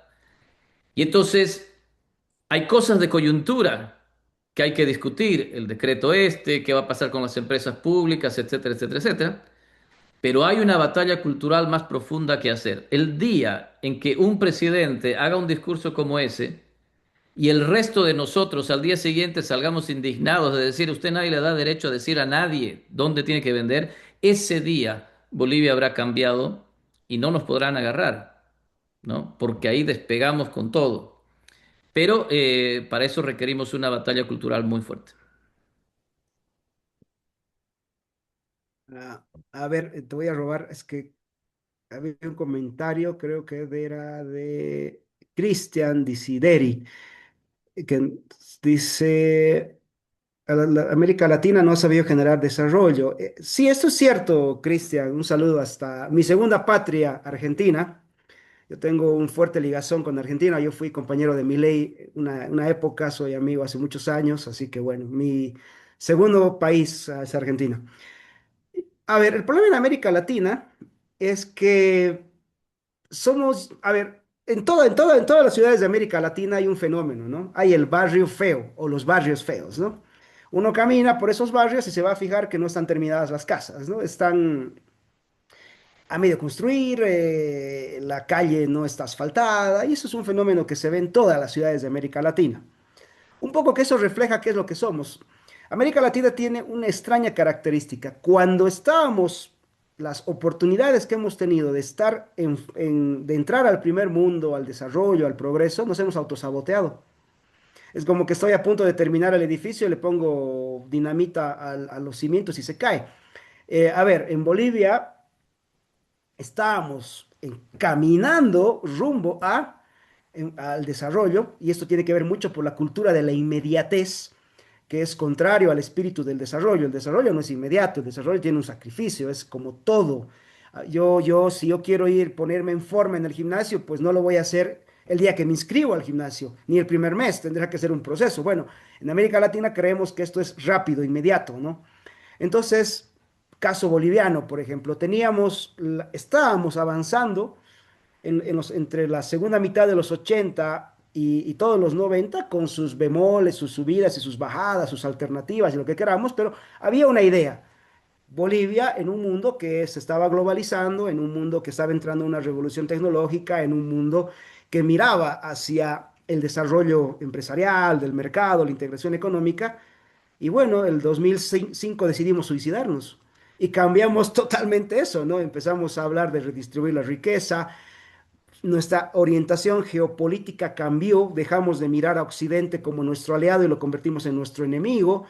No sé si te acuerdas, Antonio, cuando hubo una asociación de productores de lana de alpaca que le vendía productos a la parte norte de Estados Unidos, que es muy fría casi todo el tiempo, y eran cerca de unas 300 empresas bolivianas. Cuando nos cierran el ATPDA porque Evo entra en un proceso de enfrentarse con Estados Unidos, la respuesta de Choquehuanca fue, pero no se preocupen, señores, las lanas de alpaca nos las va a comprar Cuba. una barbaridad total, o sea, burlándose de la productividad ajena, de los mercados. Entonces, hay como que tenemos ese chip de la inmediatez que luego hace que nos saboteemos a nosotros mismos en nuestros propios procesos de desarrollo. Es un tema que yo lo vengo mirando hace tiempo, mirando la historia de América Latina, y es como que nos encanta el autosabotaje, es como que cada cierto tiempo vivimos el mismo bucle, ¿no? Aquí en Cochabamba, que es donde soy yo, en los años 80 teníamos un problema en un barrio porque había un tren que cuando llovía, las rieles del tren no dejaban circular el agua y entonces el agua se acumulaba y se inundaba el barrio. Se solucionó el problema y hace un tiempo cuando se habló del tren metropolitano que está vigente en Cochabamba, resulta que el mismo barrio se vuelve a inundar. Como que 30 años después se vuelve a inundar. O sea, son esos detalles que te dice, parece que los latinoamericanos nos vivimos en un bucle temporal, ¿no? Es como que volvemos a pasar siempre el mismo problema, los mismos desastres. Debe ser muy común en todos los barrios que hay un bache que no arreglan hace 10 años. Y es cierto, en mi barrio hay un bache que no arreglan hace 10 años y si uno se fija, seguramente hay un bache que en su barrio no está arreglado o algo que en algún parque que está destrozado. Es como que no miramos ese tipo de cosas. Y es un tema también, coincido con Antonio, cultural. Somos inmediatistas, no entendemos que las variables del progreso pueden tomar un tiempo, inclusive pueden ser a otra generación, ¿no? Puede ser a otra generación. Quizás yo no vaya a ver lo que se vaya a construir, pero bueno, es que ese es el costo de vivir en una sociedad que mira hacia el futuro, porque lo inmediato, bueno, lo inmediato lo estamos pagando. Cada vez tenemos procesos de hiperinflación, procesos de descapitalización, cada vez nos encontramos que nuestros mejores hombres y mujeres tienen que irse del país a buscar oportunidades a otros lares. Bolivia es un país con migración negativa. Los últimos 25 años, la gente que se ha ido de Bolivia supera por mucho a la que ha venido. Un dato, hay más bolivianos en Washington que en Pando, por ejemplo, que es un departamento nacional, ¿no? Hay más bolivianos fuera del país que en una de las ciudades de Bolivia, y eso es porque sucede eso, cada vez tenemos que expulsar gente, cada vez sacamos nuestros mejores talentos, y creo que es importante entender ese tema. Hay que cambiar el chip, yo creo que hay que cambiar el chip, lo inmediato, la inmediatez no sirve para construir desarrollo, el desarrollo se tiene que entender sobre el sacrificio del presente para mirar el futuro. Muchas gracias. Podemos dar tal vez un espacio al ministro de Hidrocarburos, Mauricio Medinaceli, que es un honor tenerlo en este espacio. Gracias, querido Guido. Un saludo a los expositores, Antonio, Hugo. Estuve siguiendo atentamente las conversaciones y yo tengo, digamos, dos preguntas o comentarios. Una a nivel teórico, que me gustaría conocer su criterio, y otra a nivel más práctico. Desde una perspectiva teórica, creo que los libros de Hayek y toda la escuela austriaca, que sé que los escribieron hace mucho tiempo, pues lo que me llama la atención es que se siga refiriendo a estos libros con la abundante evidencia empírica, sobre todo, de la economía conductual.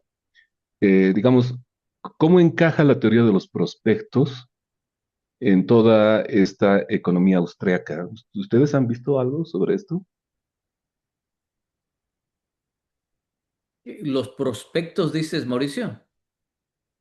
Sí, la teoría de los prospectos, de la economía conductual. A ver, probablemente no sé si estamos hablando de lo mismo, pero la economía conductual dice la economía del, digamos, behavioral economics, ¿no? Así es. Sí, sí. Eh, pues yo no creo que haya una contradicción muy fuerte entre lo que plantea la economía austriaca y el behavioral economics, porque esencialmente las dos teorías o las dos escuelas ponen al individuo como el centro de la acción social, ¿no es cierto? Sí, la Pero economía necesita un austríaca, Estado paternalista. O perdón. sea, el gran problema del behavioral economics, esta teoría de prospectos, todo, es, para ponerlo en simple, ¿no? ¿Por qué necesitamos, en simple, es un ejemplo, no, no estoy diciendo que esto tenga, ¿por qué el individuo necesita que una autoridad le pinte, le señalice las calles para que mantenga su carril si de acuerdo a la teoría más pura, digamos, no necesitaría eso. Sí, yo creo que vos puedes ver, es que behavioral economics hay que tener mucho cuidado, Mauricio, porque agarras un experimento y te da un resultado, agarras otro experimento y te dice, ah, no, mira, ellos espontáneamente desarrollan sus propias instituciones. Por ejemplo, tú sabes muy No, bien, pero pero gran déjame parte, terminar, déjame terminar. adelante, Por adelante. ejemplo, tú sabes muy bien la historia de los ingleses versus los americanos y cómo decidieron los ingleses transitar sus autos por la izquierda y los otros por la derecha, ¿no es cierto? Y decía, bueno, ¿cómo se dieron estas instituciones que son exactamente distintas y son seres humanos unos como otros? Bueno, porque espontáneamente se desarrollan ciertos tipos de comportamiento. En otros tipos de comportamiento, el famoso ejemplo en Behavioral Economics es la orquesta sinfónica, ¿no? En la orquesta sinfónica, todos tienen su partitura al frente y pueden tocar exactamente igual sin tener a un conductor que con la batuta, ¿no es cierto? Pero se ve que la evidencia empírica, el conductor con la batuta, ¿no es cierto?, le da marginalmente una mejoría al sonido de la orquesta.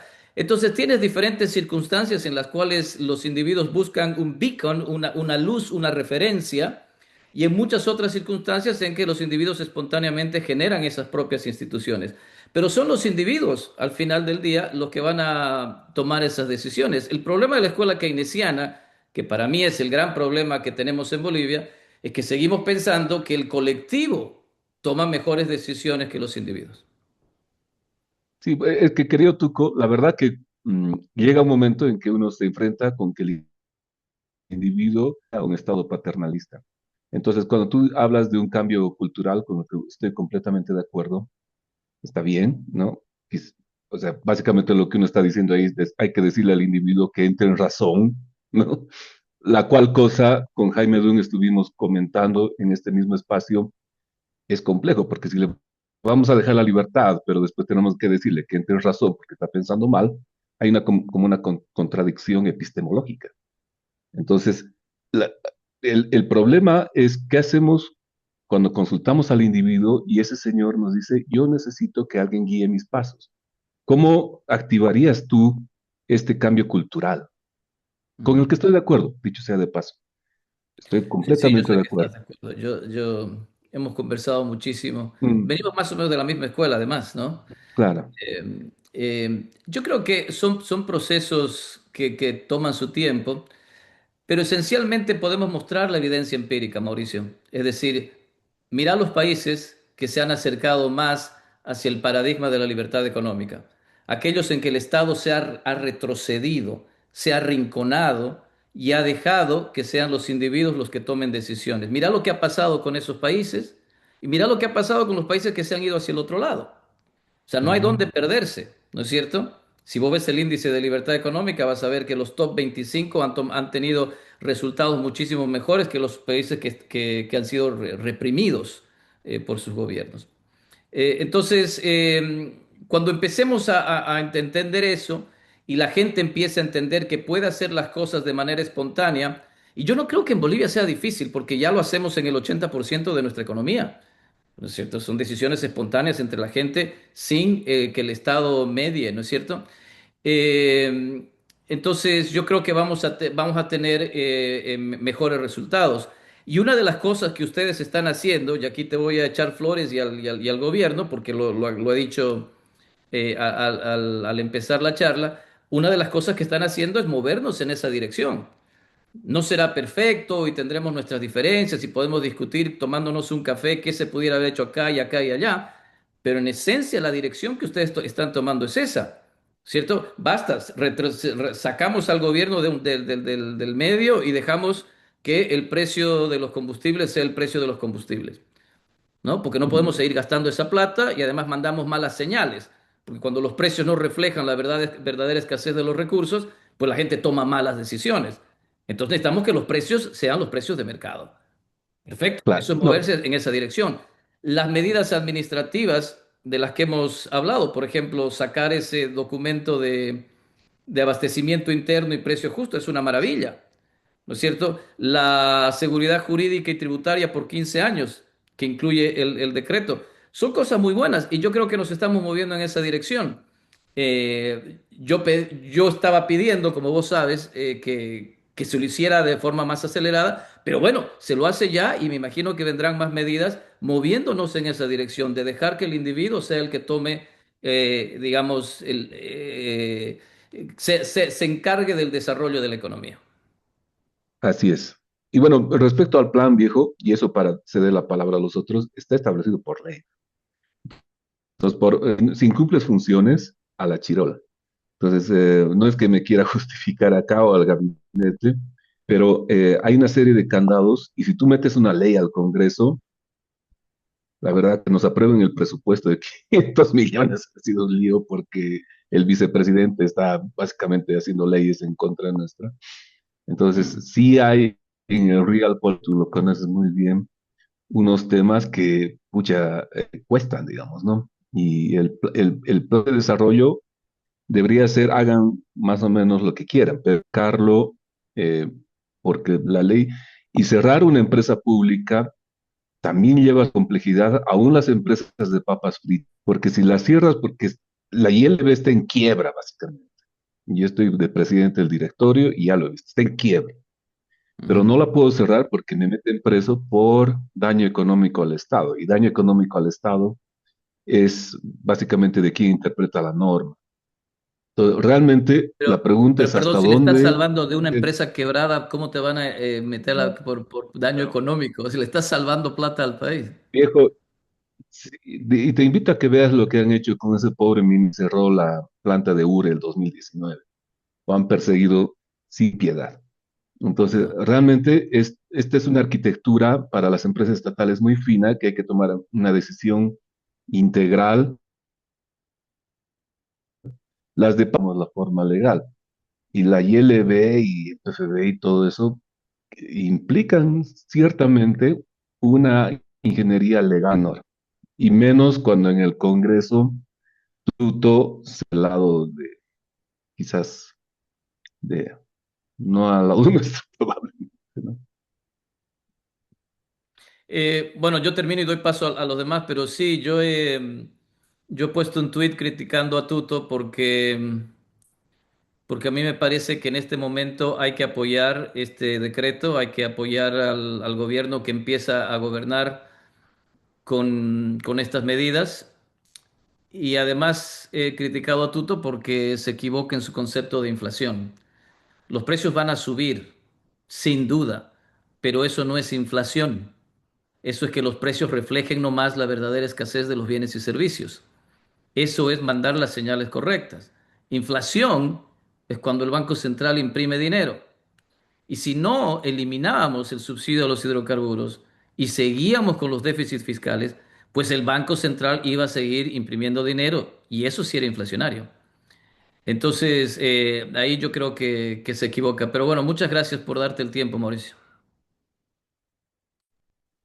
Perfecto. Bueno, hay varias personas que están en la lista. Empezaríamos con Rodolfo. Preguntas muy rápidas, por favor, porque ya se nos está acabando el tiempo. Claro que Y sí. luego Álvaro, Jimena, Willy y Daniel. Y Jordana, perdón. Sí, comienzo, Guido, ¿se me escucha?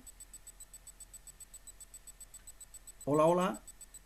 Hay un ruidito Perfectamente, medio adelante. raro ahí.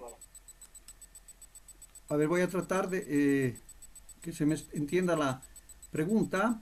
Bueno, muy interesante la tertulia, el tema, y por cierto, un honor participar en este selecto grupo, donde además nos acompaña nuestro flamante ministro, ¿no es cierto?, Mauricio Medinaceli. Eh, Hice un comentario muy breve que lo voy a ampliar ahora sobre el tema que plantea Hugo respecto a la institucionalidad, ¿no es cierto? Y la importancia que tiene que tener la misma en cuanto a su calidad y por supuesto su confiabilidad. Y creo que es un tema que lo hemos estado viviendo en los últimos años con mucha, digamos, lamentablemente con mucha fuerza, la desinstitucionalización a todo nivel en el país, ¿no?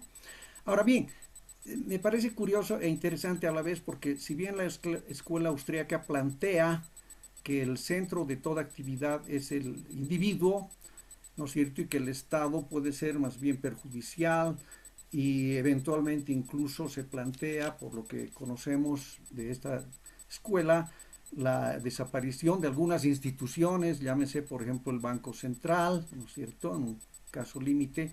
La pregunta concreta sería para Hugo, por cierto, y también para Antonio, y levantar este tema en, en el tapete, ¿qué medidas o acciones concretas deberíamos adoptar al respecto? Porque si bien todo esto es un proceso, y muy bien Mauricio lo ha mencionado en la última parte cuando señala que no es fácil cerrar una empresa pública, ¿no es cierto? Hay un marco jurídico institucionalizado o institucionalmente, digamos, que impide llevar adelante muchas medidas que en teoría serían las ideales, ¿no? Imagínense ustedes que se cierren todas las empresas, tal vez no las 67 porque 3 son superavitarias, 64 deberían cerrarse, pero no es tan sencillo, ¿no?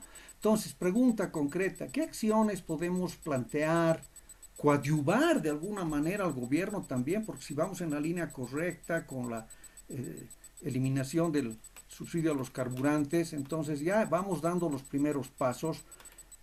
Decía, ¿qué acciones podríamos nosotros adoptar, o el gobierno, o en el país se deberían adoptar, para cerrar este tema que para mí es clave? Yo coincido con Hugo, hemos vivido en el país y todavía vivimos desinstitucionalización, o sea, no tenemos ese aparato sobre el cual descansan las decisiones de los individuos y también de nuestros gobernantes, ¿no es cierto? Por un lado, el tema, ¿no es cierto?, de la inseguridad que se tiene a todo nivel, la desconfianza, cierta, precisamente por este tema de la crisis de institucionalidad, que entre otras las tenemos también, la social, política, económica. Eh, Adelante, por favor, estimado Hugo y nuestro otro Sí, tertuliano. haremos todas las preguntas. Álvaro, Gracias. Ok, Hola, ok. buenas. Yo Álvaro, ¿este Álvaro? Soy yo. Álvaro, sí, perfecto. Álvaro Adelante. Hurtado. Hola, ya, ok, gracias, buenas tardes. Yo hice dos preguntas en dos líneas diferentes. La primera, en relación con el concepto de que las acciones económicas que se están dando en Latinoamérica, en Bolivia, con principal urgencia, tienen que ir acompañadas, por lo tanto, ustedes dicen de educación, cambio social de comportamientos, influenciar sobre la psique social y, bueno, aunque no lo han dicho, con calidad y habilidad de comunicación, ¿no? Entonces, mi pregunta es, ¿qué dice al respecto de estos elementos, de este cambio cultural, la escuela austríaca, que es el tema principal? Y la otra línea de preguntas estaba en relación con cómo lograr ese cambio cultural. En lo práctico, yo decía, generando espacios de comparación, por ejemplo, entre lo emocional y lo racional, que el ministro preguntaba, ¿no? ¿Cómo hacemos este cambio cultural? Yo sugería entonces esta generación de espacios entre lo emocional y lo racional, explicarle a la gente, generar mensajes respetuosos, aplicar procesos del design thinking, que parecería ser la mejor línea relacionada con algo de la escuela austríaca, ver esto que es el proceso de cambio social de comportamientos que se está haciendo. La escuela de Stanford está proponiendo cosas bien interesantes respecto a esto que se llama el Human Centered Design. Y con todo esto, entonces, la otra línea de preguntas era, ¿cómo diferenciamos esto de lo cultural, más allá de lo folclórico, etnicista, lo que siempre se ha hecho, ¿no? Consideramos que eso es cultural, que entenderán, no son preguntas desde la economía, pero pues quería relacionar estos elementos para ver si entran en la línea de la que se está discutiendo. Gracias. Mónica Aparicio, por favor, si puedes hacer la pregunta que has escrito para que tomen nota los tertulianos.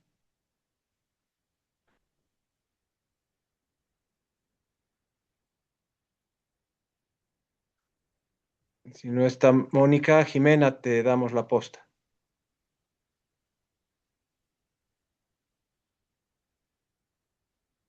Perfecto, muchas gracias. Saludos a todos. Mi pregunta es bastante sencilla. Si me pongo en los pies de el promedio o trato de ponerme en los pies del promedio de las personas, si me dan el mensaje de exporta la carne, sin decir que me la vendan primero a mí como ciudadana boliviana, pienso que no voy a tener carne, no voy a poder comer, me muero de hambre. Ese es el pensamiento general que existe. Y mi pregunta era, ¿cómo aprendo a ver el mundo fuera de esa idea de lo que, no, es ese zero sum game, ¿ya? Cómo lo que tú ganas no es la pérdida para mí. ¿Listo? Eso era. Un poco desde la escuela austriaca y toda esa filosofía económica que nos han presentado. Muchas gracias. Gracias, Jimena. Jordán, adelante. Buenas noches. Creo que mi pregunta es un poco compuesta. Bueno, yo decía, ¿no? Si la autonomía es sinónimo de desconcentración del poder, ¿cómo vería la escuela austríaca las autonomías?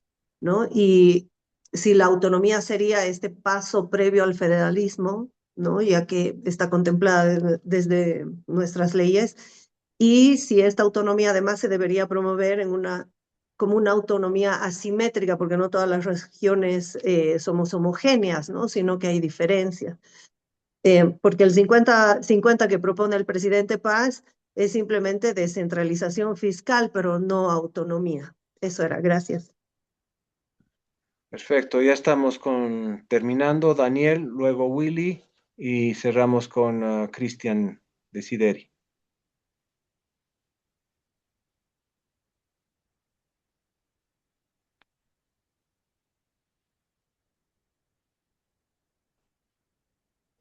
Adelante, Daniel. Creo que escribió su pregunta en el chat, nuestro amigo Aló, Daniel. buenas noches, ¿me escuchan? Sí, sí, adelante. Un saludo, bueno, buenas noches, un saludo a todos, en especial a Antonio, que somos amigos de años. La pregunta aquí va en el tema de la salud. Y ahí hago la pregunta, un pequeño cuestionante. Es decir, ¿qué pasa? ¿Cómo se atendería a los enfermos que tengan enfermedades complejas, como ser el cáncer, en los cuales el individuo y su familia, por ende, tienen serias limitaciones de poder afrontarlas? ¿Y a qué me voy, digamos? Pongo el ejemplo de mi padre. Mi padre se ha jubilado como sugerente y falleció con cáncer.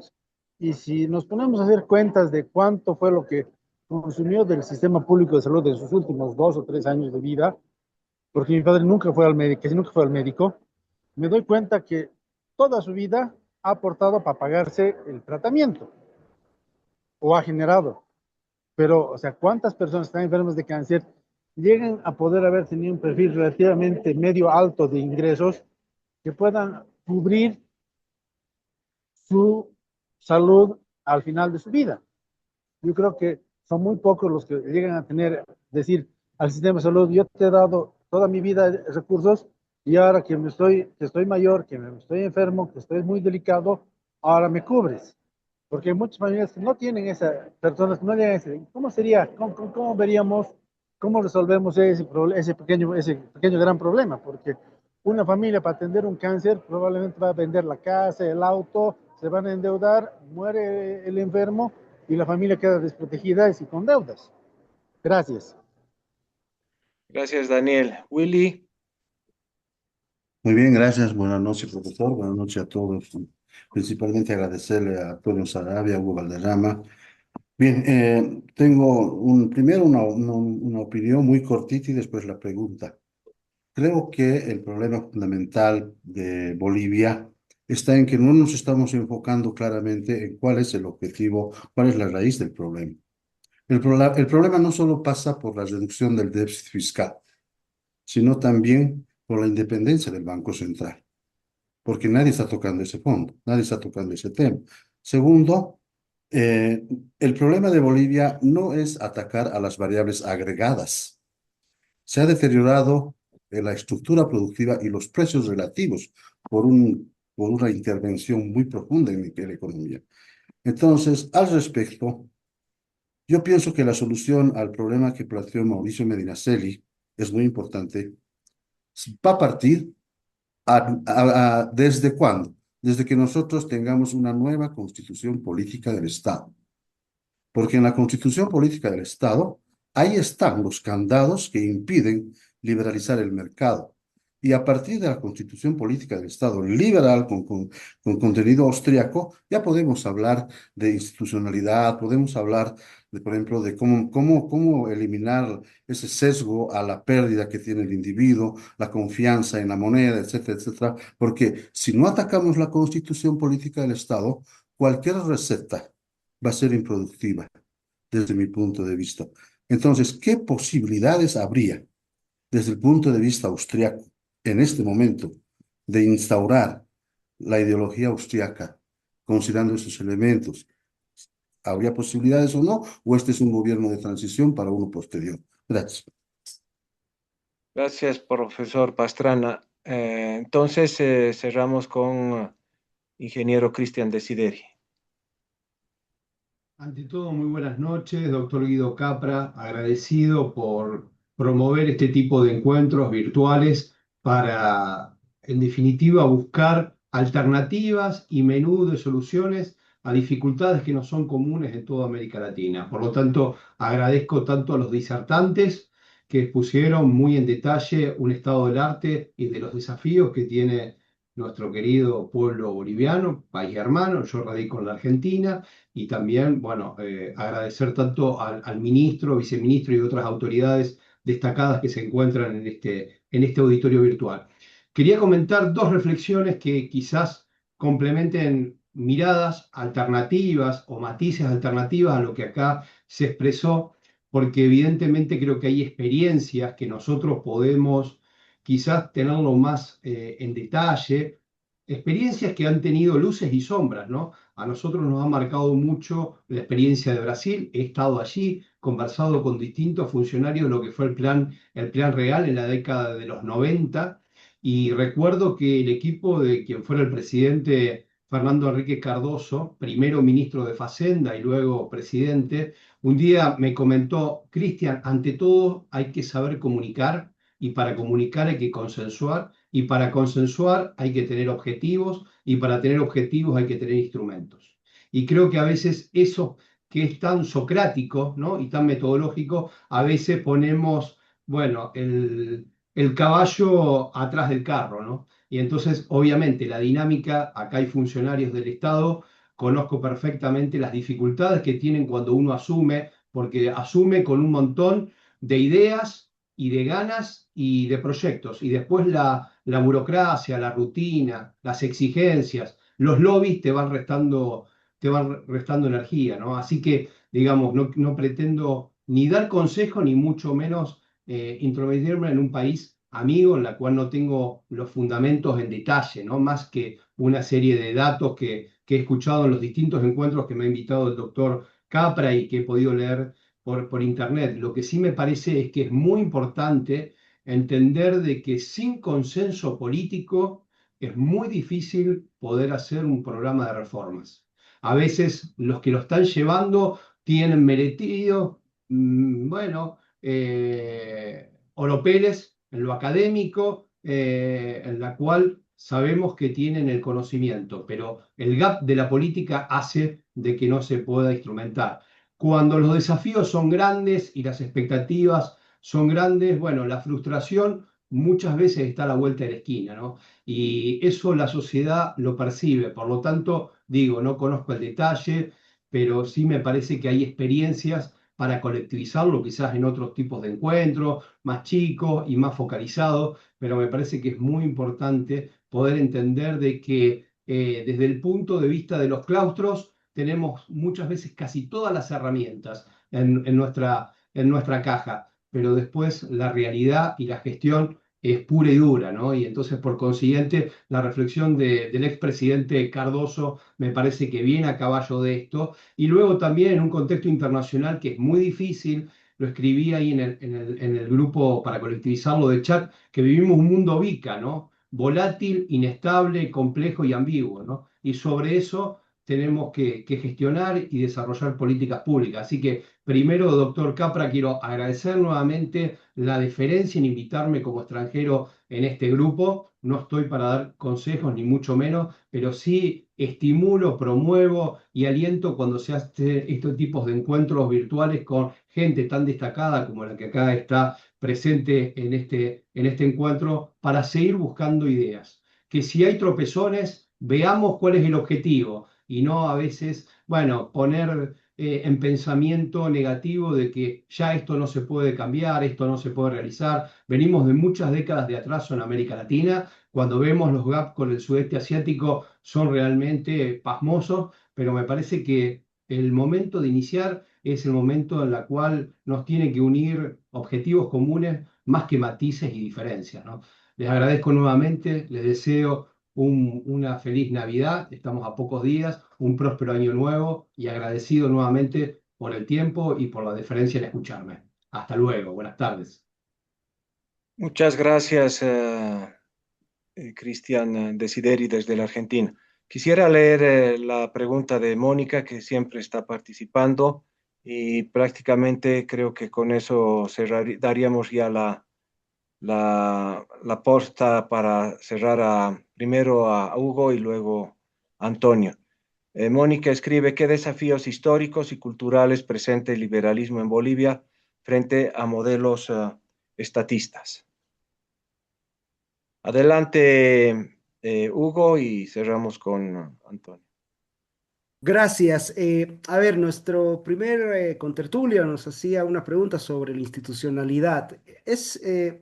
A ver, veamos una cosa, ¿no? Yo decía que la institucionalidad es el continente y la economía es el contenido. No hay desarrollo económico sin institucionalidad. Y una de las cosas que se ha usado para arrinconar al individuo, al empresario, incluso hasta como sistema de amenaza, porque, a ver, y aquí te voy a robar 2 minutos, Guido. Yo siempre he considerado que el MAS no es un partido político, el MAS es una organización criminal. Y eso lo podemos dejar para otro debate si quieres. Pero uno de los elementos que ha usado el movimiento socialismo contra los ciudadanos ha sido justamente el sistema impositivo. Mira que el último dato que nosotros teníamos acá en la cámara, en algunas cámaras empresariales con las que habíamos conversado, en el caso de Cochabamba en concreto y de estos sectores empresariales, habíamos logrado sacar que entre el 2015 y el 2019, 18-19, el 70% de la recaudación del Estado no venía de impuestos, venía de multas. El gobierno quería cobrar multas más que cobrar impuestos. Seguramente la época que ha seguido posterior a eso ha debido más o menos mantenerse el dato, y aprovecharemos que está aquí el ministro para felicitar que hayan pensado justamente en sacarnos de encima esta bota de un Estado que nos oprimía, nos apretaba, nos asfixiaba vía burocracia, vía impuestos, etcétera, ¿no? Entonces, un camino, creo que un camino para devolver institucionalidad y urgente es empezar a usar el sistema de impuestos para lo que sirve, que es para recaudar impuestos, para darle cierta operatividad al aparato público, lo que necesitamos, seguridad, justicia, defensa. Aprovecho de conectar la pregunta con, creo que era Daniel, que nos decía en el caso de las personas, en el tema del sistema de salud. Yo creo que en países transitorios como este, como Bolivia, que estamos en un país en situaciones muy, muy extremas de pobreza, toda salida, todo proceso de salir de una pesadilla de 20 años de esto, necesita pues una transitología, como dicen los estudiosos de la política. Y parte de esa transitología es establecer un sistema de salud que sea eficiente, que sea pues prudente y que ayude en estos casos. Yo no te diría que hay que privatizarlo totalmente por ahora. Creo que eso es más una utopía de nosotros los liberales que otra cosa, pero en la práctica se necesita pues un sistema de operación, digamos, que funcione, ¿no? Evidentemente hay que hacer una reforma ahora en el sistema de salud. No puede ser que tú tengas, por ejemplo, hace 3 semanas yo sufrí un accidente.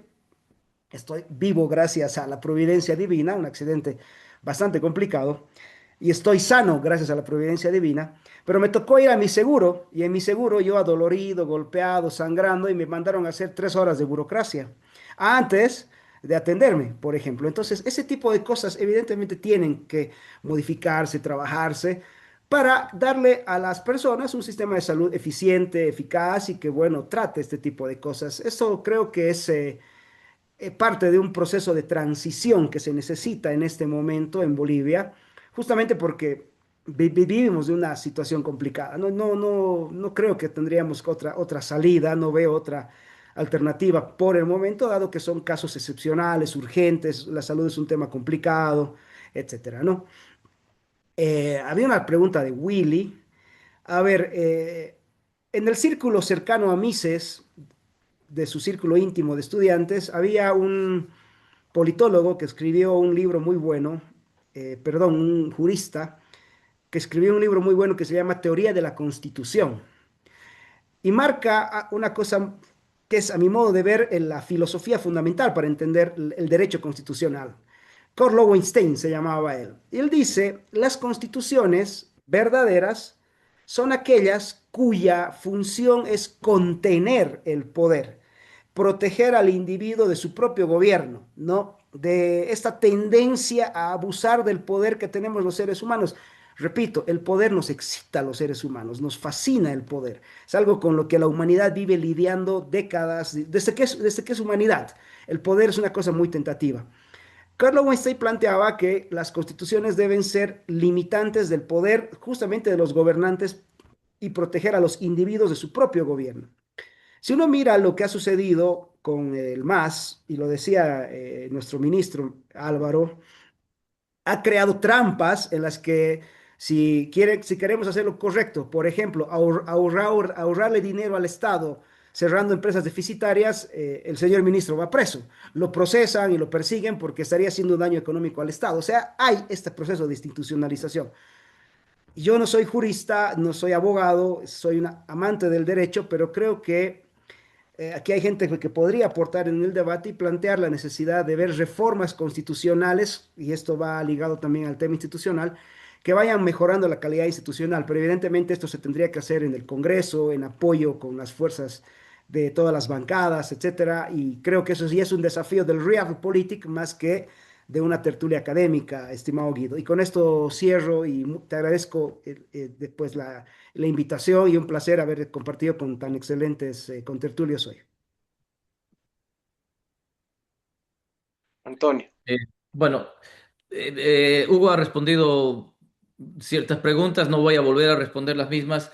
Hay una que me gustó mucho de Jimena que dice, bueno, está bien que exporten la carne, bárbaro, pero mi pensamiento, digamos, primario es, si va toda la carne afuera, entonces no me queda carne internamente, ¿no? Entonces, ¿cómo me preocupa, me da miedo y entonces por eso resisto? Probablemente por eso el presidente Rodrigo Paz se manda ese discurso y dice, no señores, no sean vivos, primero me abastecen acá, ¿no? Ahí digamos, la escuela austriaca y economía en general tiene una respuesta muy, muy poderosa, ¿no? Que es decir, la competencia se encarga de resolver los problemas. Entonces, si la gente en Bolivia quiere comprar carne, para que el exportador de carne venda en Bolivia, pues esa gente tiene que estar dispuesta a pagar lo que pagan afuera. Entonces, esencialmente se vuelve a lo que se llama la ley de un solo precio.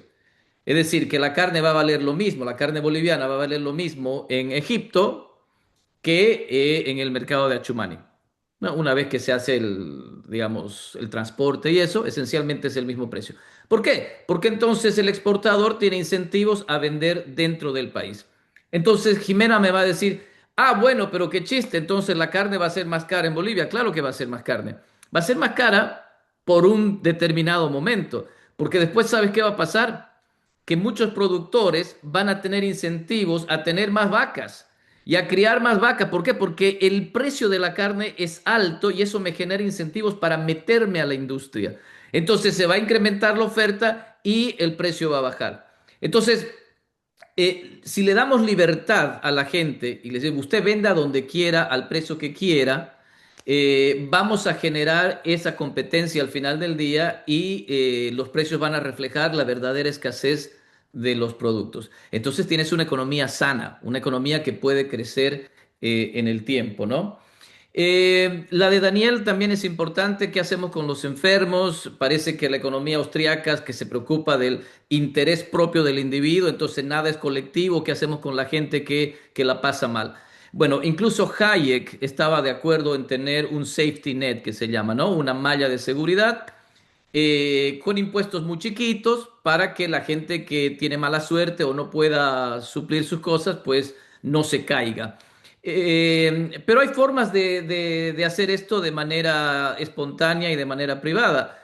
Eh, por ejemplo, los vouchers para seguro médico, los vouchers para educación, proveen soluciones privadas a estas necesidades, ¿no?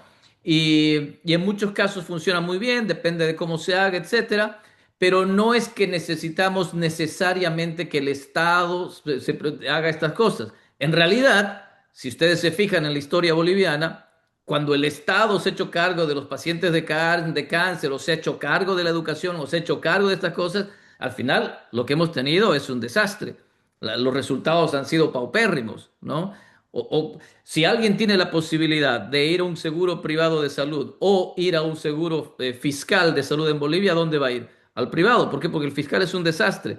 Entonces, en vez de pensar, no, no, tenemos que mejorar lo que hace el Estado, tenemos que darnos cuenta que eso nunca ha funcionado y movernos hacia soluciones privadas que se puede hacer con creatividad. Eh, Miren, yo creo que como mensaje final, digamos, tenemos que estar muy contentos todos de que por fin hemos salido de una pesadilla de 20 años, ¿no? La peor pesadilla que hemos vivido probablemente en nuestra historia, de la mano del socialismo del siglo XXI, con una constitución trucha, escrita por unos españoles encargados eh, por los sátrapas de Venezuela y de Cuba, etcétera. Toda la corrupción que este gobierno se ha encargado de mostrarnos, las cifras espeluznantes, y hemos despertado de esa pesadilla. Y gracias a Dios zafamos, ¿no es cierto? Ya. Y ahora hay que caminar hacia adelante.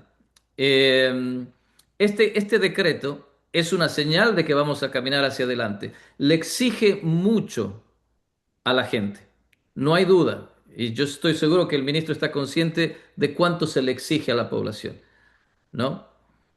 Pero es el desierto que hay que transitar. Los 40 días y las 40 noches de atravesar el desierto para llegar a la tierra prometida. Si no atravesamos el desierto, no vamos a llegar nunca. Entonces, repito lo que dije al principio. No dejemos que la gente que quiere bloquear, la gente que quiere criticar, la gente que quiera reclamar, nos lleve de vuelta a esa pesadilla sin soluciones. Tenemos una solución y la podemos debatir todo el día si es perfecta o no es perfecta, pero es una solución, va en el camino correcto, tenemos que ponerle el hombro. Y, y a partir del lunes, cuando se anuncian todos estos bloqueos y todas estas cosas, yo creo que la gente que entiende que no hay otro camino, también tiene que hacerse sentir. Tiene que hacerse sentir y mostrarle al país, señores, hay que cruzar el desierto, ¿no? Eh, y si hacemos eso, pues vamos a poder ver, yo creo, el futuro con mucha esperanza. Muchas gracias a todos por la atención y por el tiempo. Muchas gracias. El viceministro Fernando Jiménez tiene algo que decir. Gracias, Guido. Bien cortito, coincido con Antonio con respecto a mencionar que es la peor crisis de nuestra historia. Yo creo que lo que hemos encontrado, por lo menos lo que yo he encontrado en estas 3 semanas que estoy en el cargo, eh, son cosas increíbles. Los calificativos de sátrapas e infames se quedan pequeños para poder describir lo que han hecho estas gentes en los últimos 20 años. O sea, no hay calificativo. Yo hasta ahora no he encontrado. Pero a ver, simplemente para poner algunos casos y hechos de la vida real. complicado cerrar el Ministerio de Planificación, como ya lo comentaba el ministro Mauricio, hay una ley, la ley del SPIE, del Sistema de Planificación Integral del Estado, la ley 777, que nos obliga por mandato de ley a hacer estos ejercicios de planificación. Segundo, lo ha mencionado también el ministro Mauricio, complicadísimo cerrar las empresas públicas, porque además de lo que ha comentado Mauricio, ¿qué me ha tocado encontrar? Y solamente para que ustedes tengan gráficamente la situación. Tres casos emblemáticos de proyectos de inversión pública en empresas. Una empresa que se ha construido, una planta procesadora de limones que se ha construido en el altiplano, ¿no? Y que tiene que conseguir trasladar desde el norte paceño, 300 kilómetros de distancia, los limones hasta la planta. El costo de hacerlo es más caro, es más alto que la misma construcción de la planta. Caso emblemático uno. Caso 2, planta procesadora de frutas, ¿no? Construyeron la planta, pero se olvidaron en el diseño del proyecto que el tamaño de los equipos que tenían que ingresar a la planta eran más grandes que la puerta. Cosas de locos. Tercer caso emblemático. Levantan la planta, construyen la planta para procesar alimentos y resulta que, ups, se olvidaron que la planta necesitaba conexión eléctrica. La conexión eléctrica, 2 kilómetros de distancia, el costo de hacer la conexión eléctrica más alto que levantar la planta. Entonces, ahora, el otro tema, ¿cómo cierro esas plantas? Esas plantas han sido construidas en terrenos que pertenecen a los municipios. ¿Cómo le digo a la gente del municipio, oigan, voy a cerrar esta planta porque es una conquista social de los pobladores del municipio el que tengan su planta? ¿Cómo les digo que vamos a cerrar la planta el día lunes? Pero además resulta que el terreno en el que se construyó la planta no tiene los papeles al día. Entonces, ¿cómo le hago? Complicado, ¿no es cierto? Entonces, no es tan sencillo este proceso de tratar de cerrar las empresas públicas. Y solamente... Perdón, Fernando, una curiosidad aquí, una pregunta bien cortita. Sí. Ok, no la cierras porque tienes estos candados judiciales, pero puedes decir, bueno, no te mando más plata. No, Ya sí, está. pero, fíjense, en el caso de las empresas que están en municipios, ¿no es cierto? La población de los municipios está esperando que la planta funcione, ¿no es cierto? Porque su alcalde, por un pacto político, ¿no? Pidió que le construyeran la planta. Entonces ahora, ¿cómo le voy a explicar a la comunidad del municipio que no puedo poner en marcha la planta? O sea, imagínense, y son pobladores 1.500, 2.000, 4.000 o 5.000 pobladores de ese municipio. Entonces, no es tan sencillo. Hay componentes sociales que hay que analizar y que hay que evaluar. O sea, no puedo ir mañana y decirles a la comunidad, desde el lunes cierro la planta. Y ahí me armo un lío con la comunidad, porque es una conquista social de la comunidad, ¿no es cierto? Pero además, fíjense un detalle, para que la planta funcione, sea puesta en marcha, ¿no es cierto? El alcalde firmó el convenio con el ministerio para obtener los recursos, ¿sí? Y ahí decía que el responsable de poner en marcha la planta era el municipio. Y ahora el municipio, ¿qué nos dice? No, yo no tengo plata, dice. Que me dé el TGN. ¿Y ahora qué hace el TGN para poner en marcha esas cientos de plantas? Entonces, de nuevo, hay otros elementos que desde adentro no nos facilitan la decisión de decir, ok, el lunes cerramos las empresas. Y como esta, hay un montón. El otro tema. ¿De por qué no sacamos gente en el sector público, en los ministerios, en los viceministerios? Bueno, porque resulta que en los últimos meses, antes de octubre, un montón de funcionarios públicos y funcionarias públicas han quedado embarazadas. Oh, sorpresa, oh.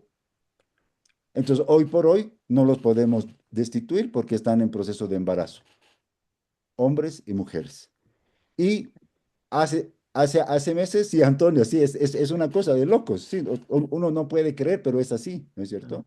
Y otro tema, a mí me está pasando en mi viceministerio, tengo funcionarias y funcionarios que hace 2 meses o un mes han iniciado su trámite por inamovilidad, de inamovilidad por discapacidad. Entonces, ¿cómo la saco a esa persona? ¿Cómo la saco al funcionario? Y como esos, N también.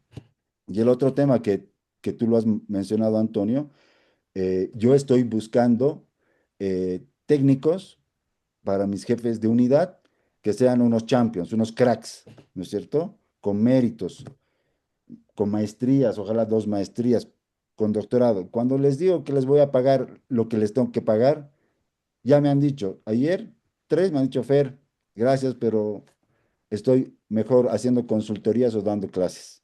Entonces, me alineo con lo que tú acabas de decir, que es una barbaridad el decir hay que bajar los sueldos en el sector público, qué sé yo, ¿no? Y el otro tema, el chip. Fíjense que los funcionarios públicos han laborado 20 años con un chip. Entonces, cuando yo les digo, oigan chicos, agilicen esta vaina, saquen de una vez, hagan así, me dicen, no, vice, antes era así, así siempre hacíamos. Entonces, ¿cómo hago el cambio del chip en 3 semanas que estoy ahí en el viceministerio?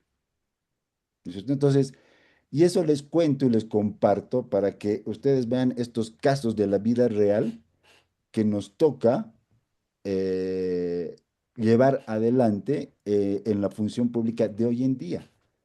Hay muchos componentes que no hacen que las cosas puedan salir como todo el mundo quisiera, ¿no es cierto? Entonces, es verdad que estamos iniciando este camino que es sumamente tortuoso, pero les comento estas cosas y les grafico estas cosas para que ustedes puedan entender que desde adentro no es tan sencillo. Y ahí me quedo y bueno, le podemos hacer otra sesión para que tanto el ministro Mauricio como yo les vayamos contando desde adentro cómo es con la guitarra en mano, ¿es cierto? Muchas gracias a ustedes, ¿sí? Perfecto, bueno, qué buena manera de aprovechar el tiempo de sábado y qué interesante tertulia de fin de año la que hemos tenido. Bueno, agradecer a los profesores Arabia, Valderrama, a Mauricio, a Fernando, que han dado su tiempo, que es muy escaso para estar presentes, un honor tenerlos, al ingeniero Cristian Desideri, que maneja una red de reflexión a nivel iberoamericano para integrar los países latinoamericanos y España también, y a todos ustedes que son lo más importante, los tertulianos. Muchas gracias, feliz Navidad, todo lo mejor para el próximo año y mucha suerte Mauricio y Fernando en el terrible desafío que tienen. Tienen todo nuestro apoyo. Adelante. Hasta luego, buenas noches. Chao, Buenas gracias. noches, gracias. Buenas noches, muchas gracias. Buenas noches, muchas gracias a todos. Muy buenas noches, gracias a todos. Felices fiestas de fin de año. Gracias. Un gusto Antonio, un gusto Hugo. Y a nuestras autoridades también, por cierto, por Buenas compartir sus noches a experiencias. todos, un abrazo, bendiciones. Chao, chao.